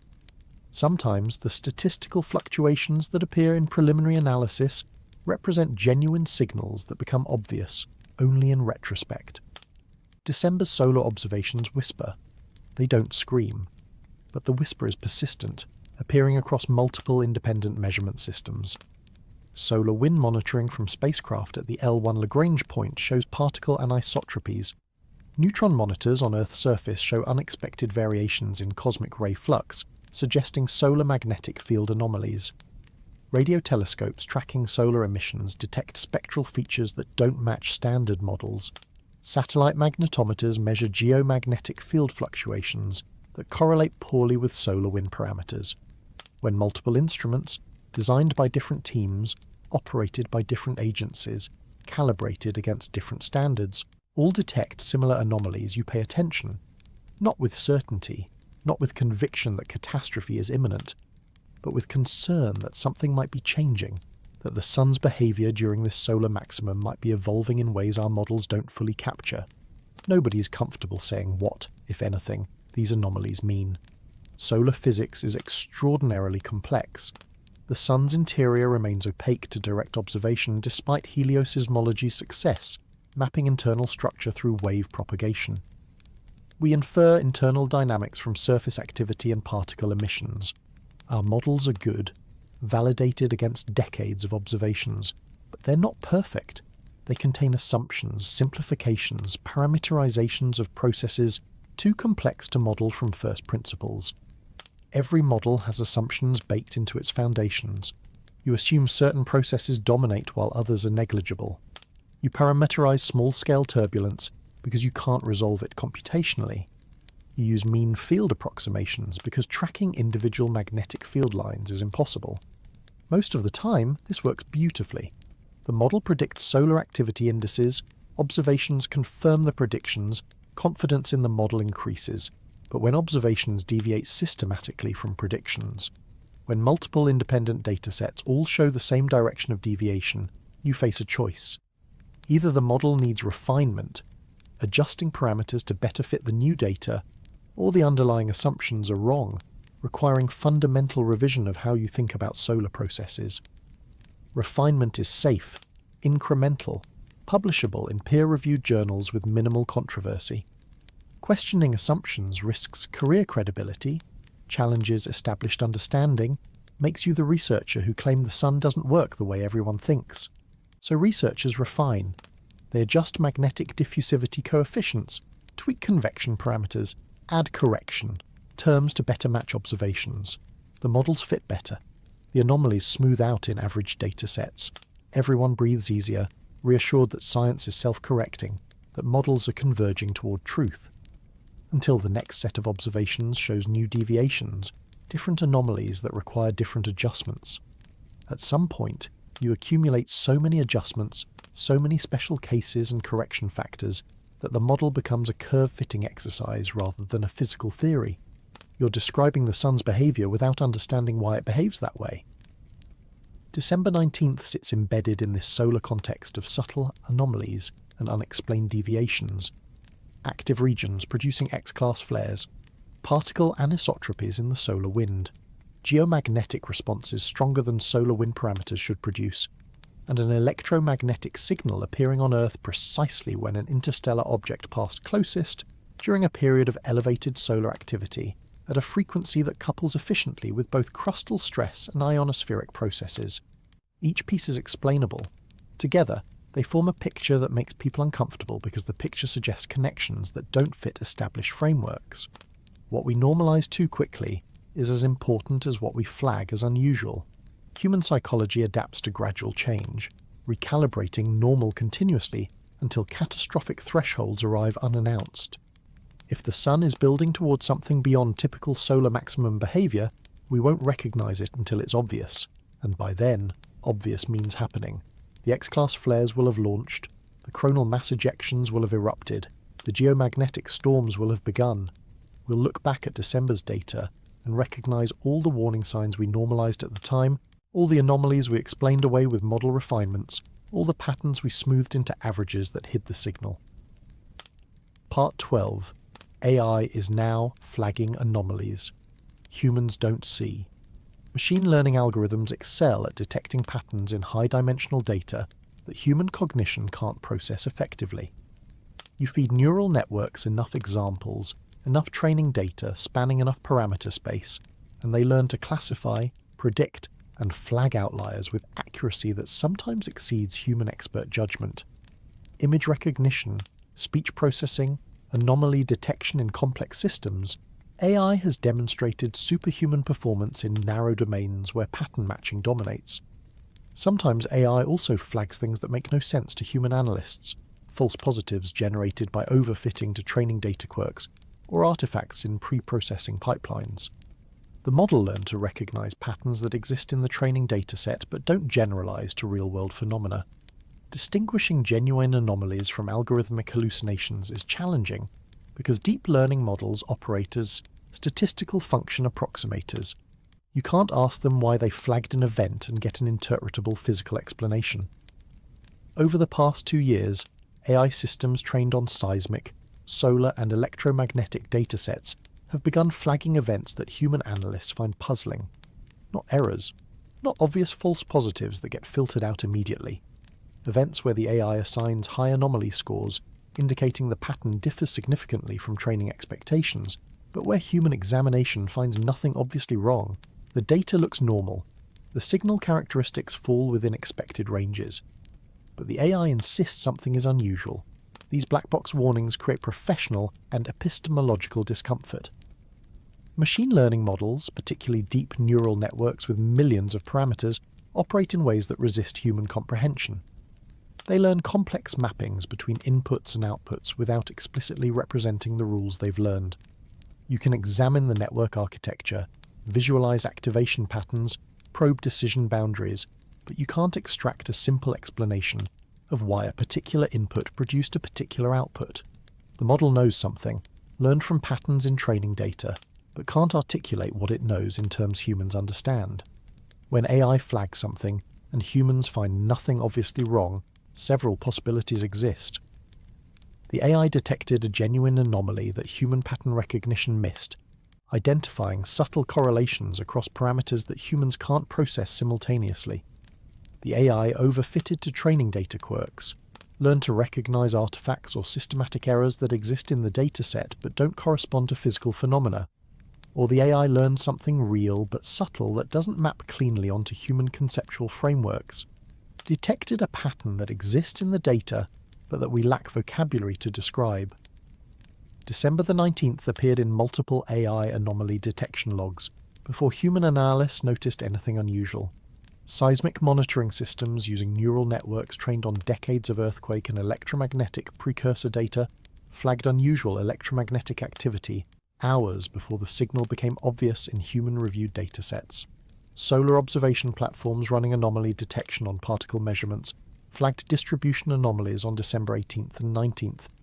The flags didn't generate automated alerts because they didn't cross severity thresholds designed by humans based on historical precedent. Retrospectively, this matters enormously. AI noticed something was wrong hours before humans recognized the signal's significance. But wrong is a statistical statement about deviation from training data distributions, not a physical description of what changed or why. The AI can't explain what it detected, only that the detected pattern differed significantly from training expectations quantified through anomaly scores or reconstruction errors. This creates a critical interpretation gap.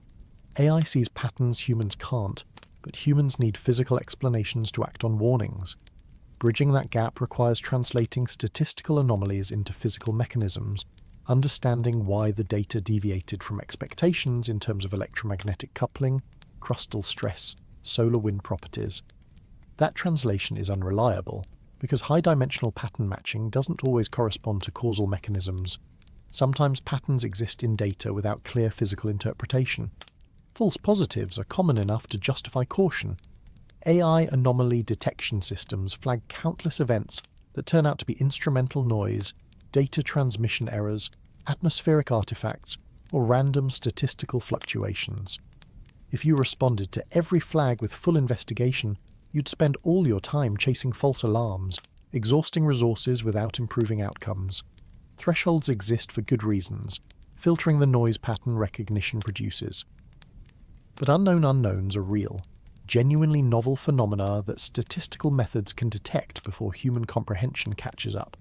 Things the model didn't train on explicitly, events outside the parameter space of historical data, phenomena that violate assumptions built into physical models humans use.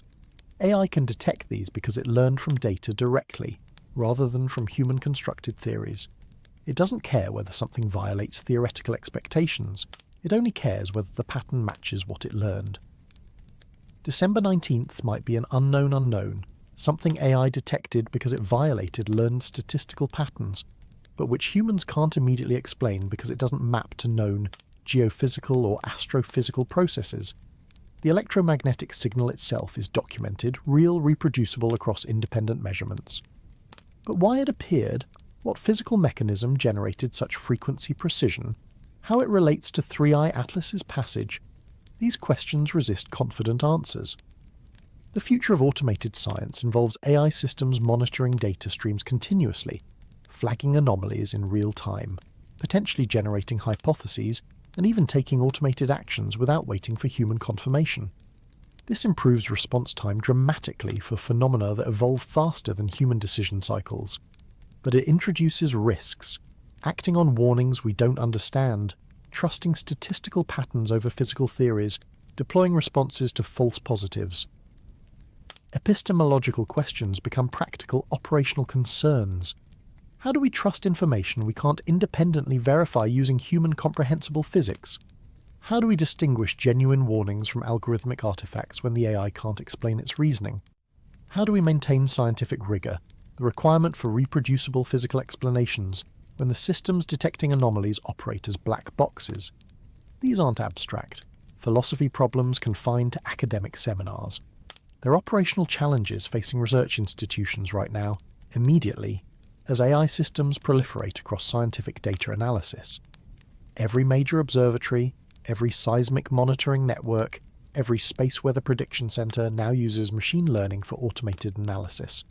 The systems work detecting real signals humans miss, but they also generate mysteries, flag patterns that resist explanation. If AI continues flagging events similar to December 19th, detecting electromagnetic anomalies that correlate with seismic activity, solar behaviour, or astronomical events, and humans continue finding no obvious physical explanation, we face a decision point. Either we trust the statistical warnings and prepare for possibilities we don't fully understand, accepting that AI might know something we don't, or we dismiss them as false positives and risk missing genuine precursors to catastrophic events. Neither option is comfortable. Both could be correct depending on circumstances we can't predict. The responsible approach likely involves hybrid decision-making. Let AI flag anomalies, have humans investigate, deploy resources proportional to uncertainty rather than waiting for certainty. But that requires institutional changes, cultural shifts in how science treats unexplained warnings. The signal already happened. AI noticed before humans did, flagged it as anomalous based on learned patterns we can't fully articulate. Humans are still debating what it meant, whether it was geological precursor, cosmic telemetry, or coincidental noise. That gap between algorithmic detection and human understanding is where disasters live, in the space between knowing something is wrong and understanding why. Part 13. The quiet crisis in Earth's core models. Earth's liquid outer core generates the magnetic field that shields us from solar radiation and cosmic rays. It accomplishes this through complex fluid dynamics, convection patterns driven by heat, escaping from the solid inner core and compositional buoyancy as lighter elements separate from iron during crystallization. The outer core rotates slightly faster than the mantle and crust, creating differential rotation that twists magnetic field lines into the dipole structure we observe at the surface, the field that makes compasses work and protects technology from space weather. At least, that's what models predict based on magnetohydrodynamic theory and decades of observations. Direct observation is impossible. We're sitting on top of 3,000 kilometers of rock and metal we can't see through. Seismic waves penetrate the core, revealing density and elastic properties, but they can't directly observe fluid flow or magnetic field generation. Everything we know about the core comes from indirect measurements: seismic wave propagation through different regions, magnetic field variations measured at the surface and from satellites, gravitational anomalies, and length of day changes that reflect angular momentum exchange between core and mantle. Length of day measurements have shown puzzling variations over the past decade. Earth's rotation isn't constant. It speeds up and slows down by milliseconds over multi-year timescales, driven by angular momentum exchange between the fluid outer core and the solid mantle. When the core rotates faster than the mantle, it transfers angular momentum upward through electromagnetic coupling and pressure forces at the core-mantle boundary, speeding up the mantle and shortening the day. When core rotation slows, the reverse occurs.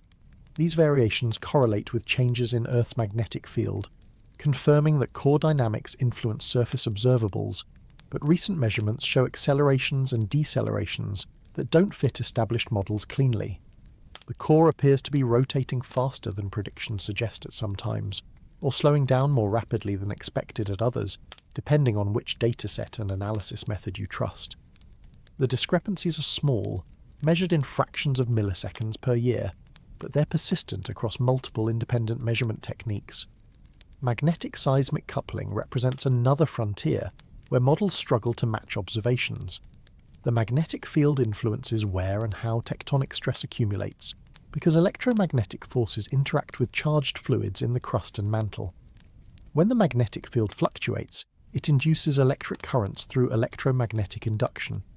Those currents flow through conductive layers, generating forces that can influence fault mechanics. The coupling is weak.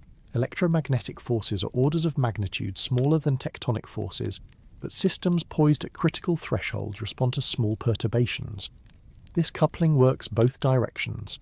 Seismic activity generates electromagnetic signals through piezoelectric effects and electrokinetic processes where fluids move through fractured rock.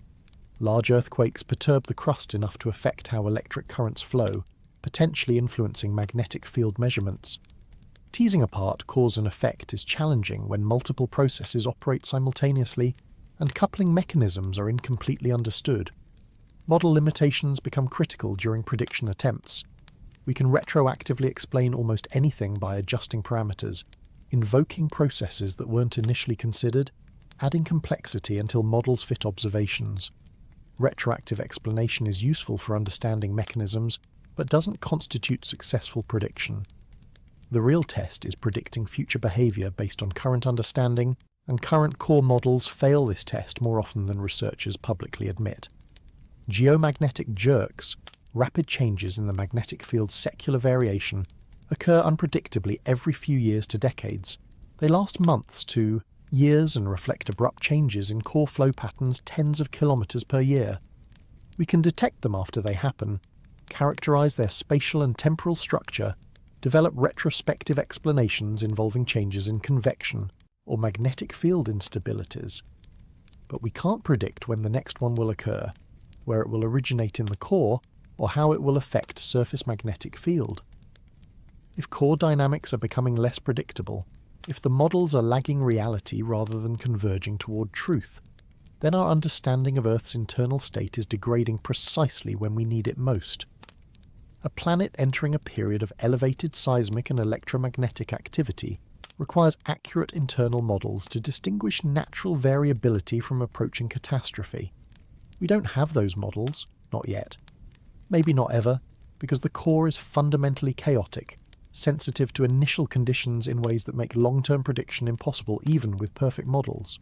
Turbulent convection, magnetic field instabilities, interaction between multiple physical processes operating at different timescales.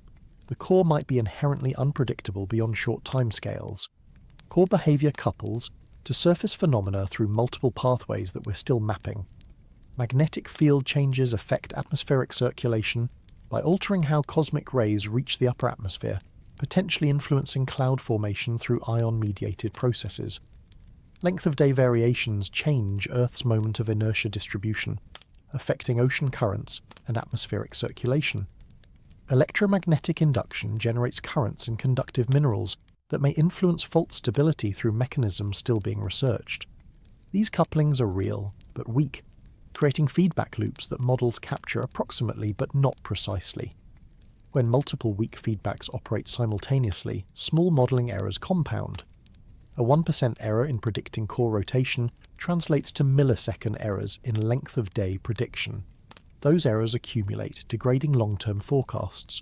A small error in magnetic field prediction affects where and how strongly currents are induced, changing electromagnetic forces by amounts that might matter for critically stressed faults. December 19th occurred against this backdrop of model uncertainty and observation theory mismatch. Earth's core was already behaving in ways that strain explanation. Rotation variations didn't match predictions cleanly. The magnetic field was fluctuating outside predicted bounds based on core flow models. Length of day measurements showed anomalies that suggested either the models are incomplete or the core is entering a dynamical regime outside the parameter space they were developed for. And then an electromagnetic signal appeared that coupled efficiently with both geophysical stress mechanisms and an interstellar object's passage timing. Whether the core's uncertain state contributed to the signal is unknown. Whether core mantle coupling influenced how stress distributed through the crust, making certain fault zones more responsive to gravitational perturbations, remains speculative. But the timing is uncomfortable.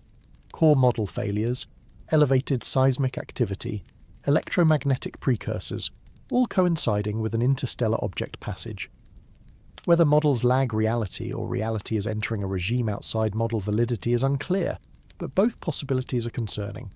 Either we're losing our ability to understand Earth's internal behaviour, our models becoming less accurate as the planet evolves, or Earth is entering a state we've never observed before, operating in parameter regimes our models weren't designed for.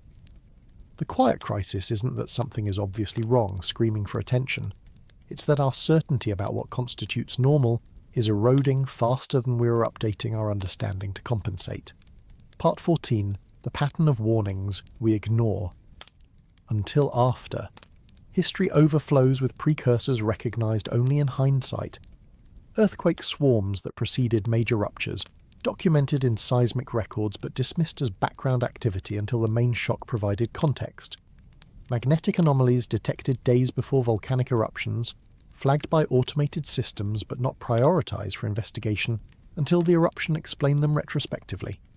Atmospheric changes that correlated with climate shifts, appearing in datasets years before anyone noticed the trend, because the changes were gradual enough to normalise. The signals were there in real time. People detected them using the same instruments that would later confirm their significance. But interpretation failed until after events provided context, transformed ambiguous data into obvious warning. This pattern repeats with frustrating regularity across scientific disciplines and natural disasters, suggesting something fundamental about human cognition and institutional decision-making rather than inadequate instrumentation. Hindsight bias makes past warnings seem obvious. Of course, the earthquake swarm predicted the magnitude 7 rupture. Look at how seismicity clustered near the epicenter in the weeks before. How could seismologists miss it? But in real time, swarms occur frequently without leading to major earthquakes. Most seismic clusters fade without producing significant ruptures. The challenge is distinguishing meaningful precursors from noise before you have the luxury of knowing which events mattered. Every seismic network detects thousands of small earthquakes annually. Most cluster in known active regions where they represent normal background seismicity. Stress relief through distributed small ruptures rather than concentrated large ones. Occasionally, clustering represents preparation for a major earthquake, foreshocks building toward catastrophic failure. Distinguishing these cases requires understanding stress accumulation, fault mechanics, historical rupture patterns, and even with perfect understanding, prediction remains probabilistic rather than deterministic. Normalcy bias reinforces this difficulty. Human psychology defaults to assuming the present will resemble the recent past. When data deviates from expectations, the first instinct is questioning the data rather than reality. Instruments malfunction regularly. Processing algorithms contain bugs that generate artifacts. Human error introduces mistakes during data collection and analysis. These explanations are usually correct, making them the rational first response to anomalies, until they're not. Until the anomaly persists across multiple instruments, multiple processing pipelines, multiple independent observations. Then you face the uncomfortable possibility that the data is correct and your model of normal is wrong. But by then, time has elapsed. The window for early warning has closed. You're reacting rather than preparing. Institutional risk aversion compounds the problem systematically. No scientist wants to be remembered as the person who cried catastrophe based on ambiguous data, who issued public warnings that proved false. Careers end when you alarm populations unnecessarily. Funding disappears when you're labelled alarmist. Social pressure within scientific communities strongly discourages speculation beyond what data clearly supports. So researchers phrase warnings carefully, quantifying uncertainty, emphasising limitations, hedging with caveats. This conservatism serves public interest most of the time. False alarms erode trust in scientific institutions.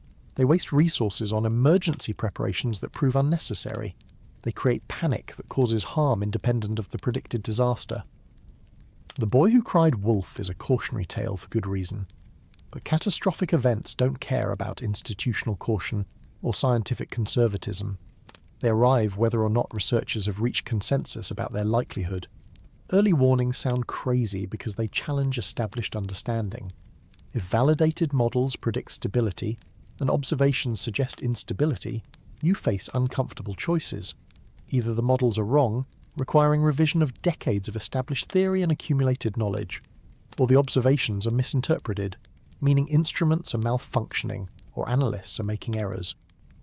Betting against decades of validated modelling is professionally suicidal absent extraordinary evidence. The safer career move is assuming the observations need re-examination. Until the event happens, validates the observations, forces model revision. Then the warnings seem prescient and everyone asks why action wasn't taken sooner. Why did researchers dismiss the precursors? Why didn't institutions respond to early data? The answer is that the precursors were ambiguous in real time, that models predicted stability, that most anomalies don't lead to catastrophe. Hindsight creates certainty that never existed before the event. Media incentives create additional distortion. Catastrophe generates clicks, shares, advertising revenue. Measured scientific uncertainty doesn't. Coverage either sensationalizes ambiguous signals into imminent apocalypse, complete with dramatic graphics and countdown clocks, or dismisses them entirely as alarmist nonsense that responsible journalism should ignore. Nuance dies in translation between scientific papers and news articles. Probabilistic predictions become binary. It will happen or it won't. Uncertainty bands collapse to single numbers. Context disappears. December 19th signal has generated both response types predictably. Some outlets frame it as proof of alien contact, planetary doom, or government conspiracy, complete with breathless narration and ominous music. Others dismiss it as meaningless noise amplified by confirmation bias and pattern-seeking psychology, with quotes from skeptics explaining why people see patterns in randomness.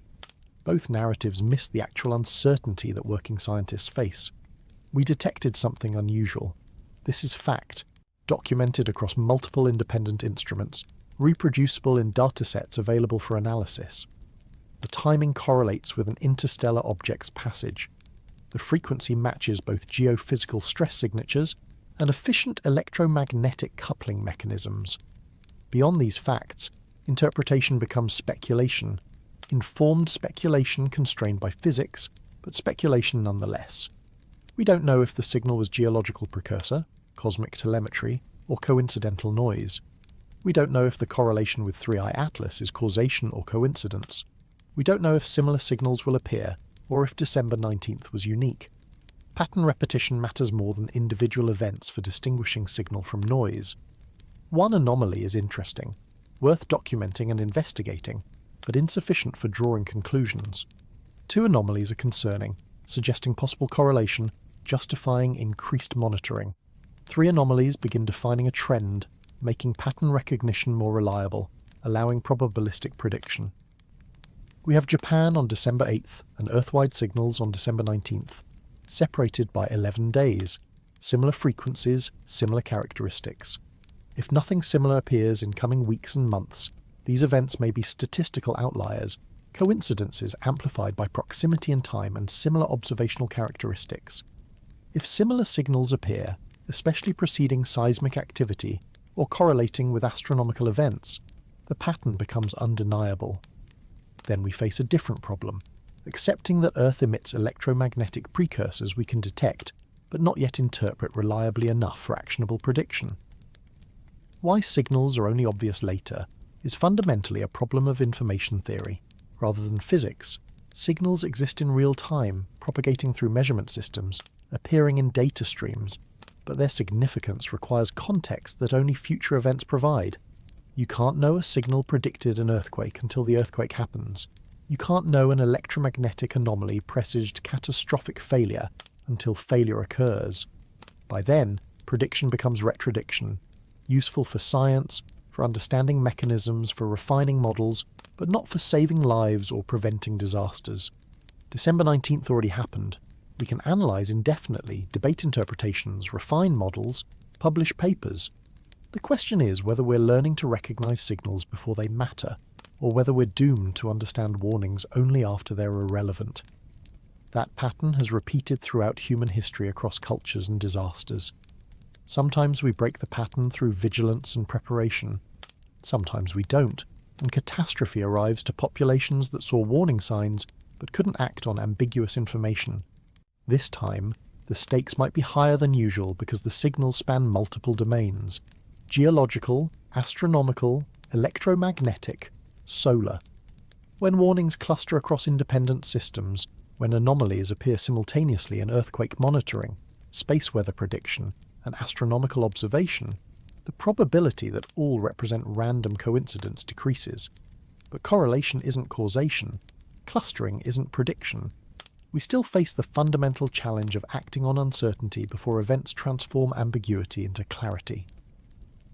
Part 15. 2 doors. No exit. Scenario. Looks like this, laid out in uncomfortable detail that resists dismissal. Earth's crust is critically loaded with accumulated tectonic stress across multiple fault zones distributed globally but concentrated around the Pacific Ring of Fire. Cascadia, the subduction zone off the Pacific Northwest coast, hasn't ruptured in a magnitude 9 earthquake since 1700. Stress accumulates at roughly 4 centimeters per year, locked into the rocks above the plate interface, storing elastic energy that will release catastrophically when the lock fails. The Nankai Trough off Japan's southern coast presents similar geometry and timeline. Major ruptures occur roughly every 100 to 150 years based on historical records. The last occurred in 1946.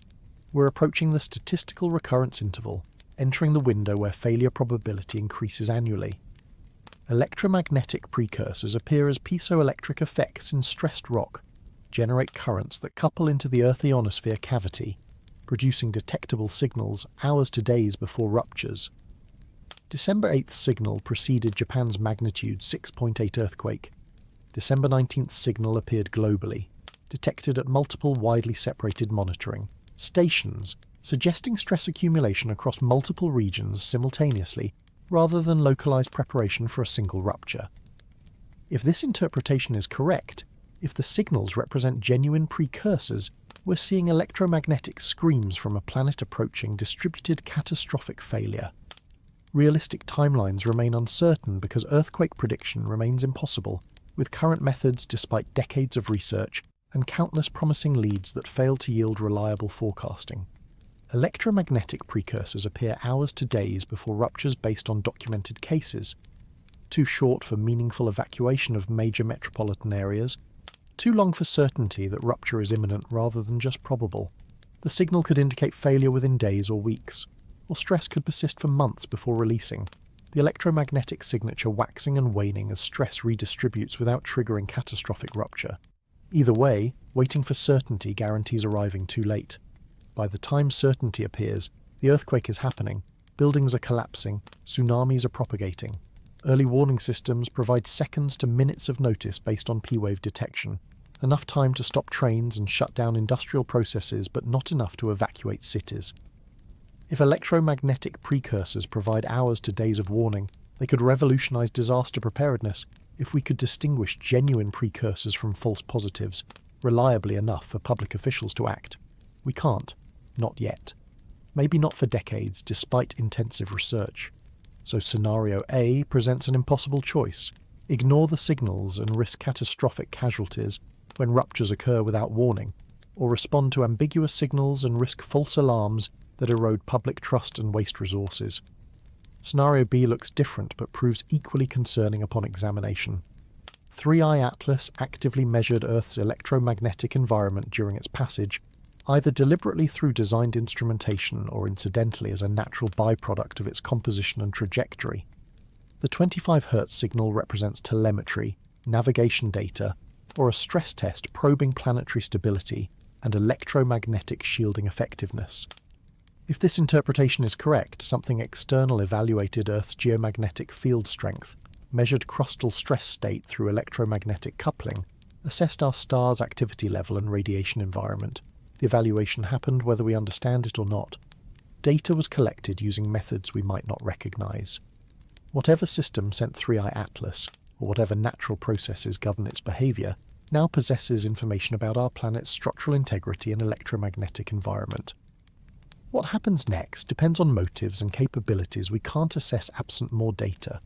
If the object was autonomous, following pre-programmed instructions like a space probe on autopilot, then our measurements constitute one data point among potentially billions, cosmically insignificant in databases spanning galactic timescales. We got catalogued, filed, forgotten. If something intelligent directs these objects, analyzes collected data, makes decisions based on measurements, then Earth just flagged as anomalous in someone's astronomical survey. What does anomalous mean to an intelligence sophisticated enough to send objects on interstellar trajectories? Does it mean interesting?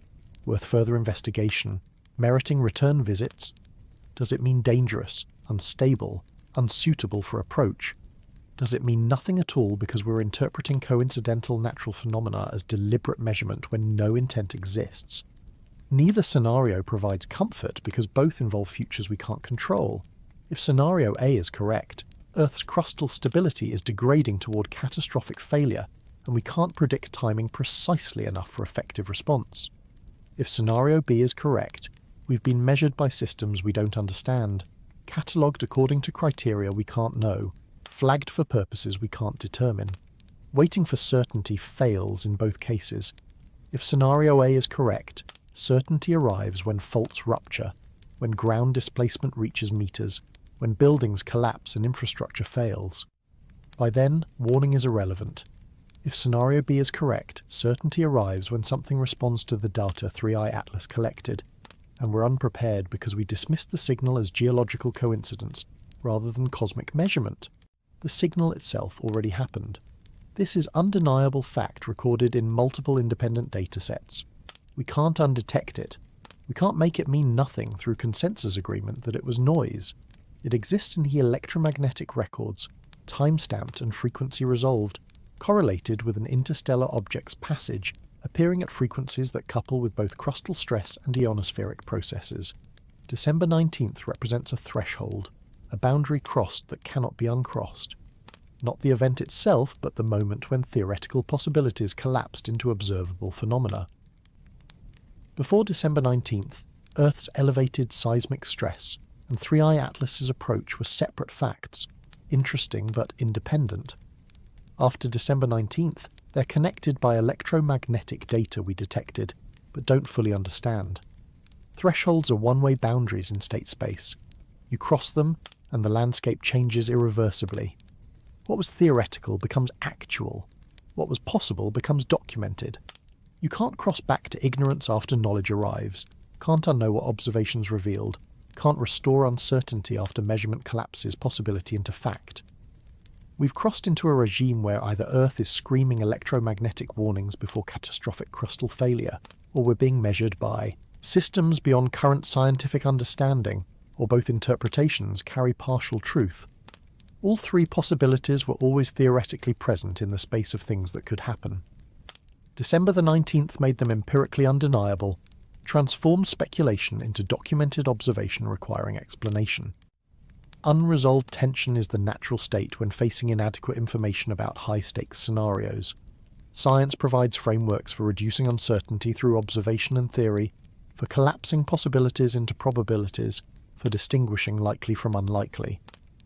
But some questions resist resolution until events provide answers we can't ignore. Some uncertainty remains irreducible with current knowledge and methods. The responsible approach acknowledges both scenarios without falsely claiming to know which is correct.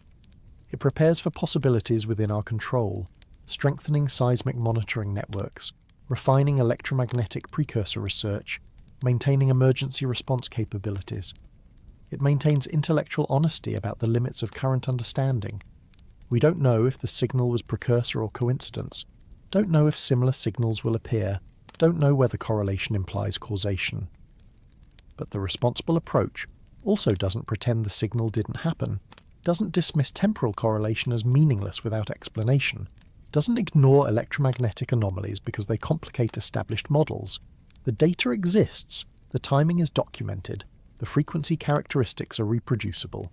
These are facts requiring explanation whether or not current theories provide comfortable answers. The signal wasn't the event, it was the countdown. Whether counting down to earthquake, solar catastrophe, cosmic contact, or some combination we haven't imagined, the clock is already running. We just don't know how much time remains before zero, what happens when the countdown completes, whether we can stop it or only prepare for consequences. December 19th, 2:40 AM UTC, 2025. Remember that timestamp. Remember that frequency. 25 Hz, holding steady for 3 minutes while an interstellar object passed, and Earth's crust screamed or responded or resonated with something we still don't fully comprehend. The moment passed. The signal faded. But the implications echo forward through time, and we're left standing in the silence that follows, wondering whether we just heard warning or witnessed measurement or experienced both simultaneously. The countdown continues whether we understand it or not, and that, more than any specific scenario, is what should keep us awake.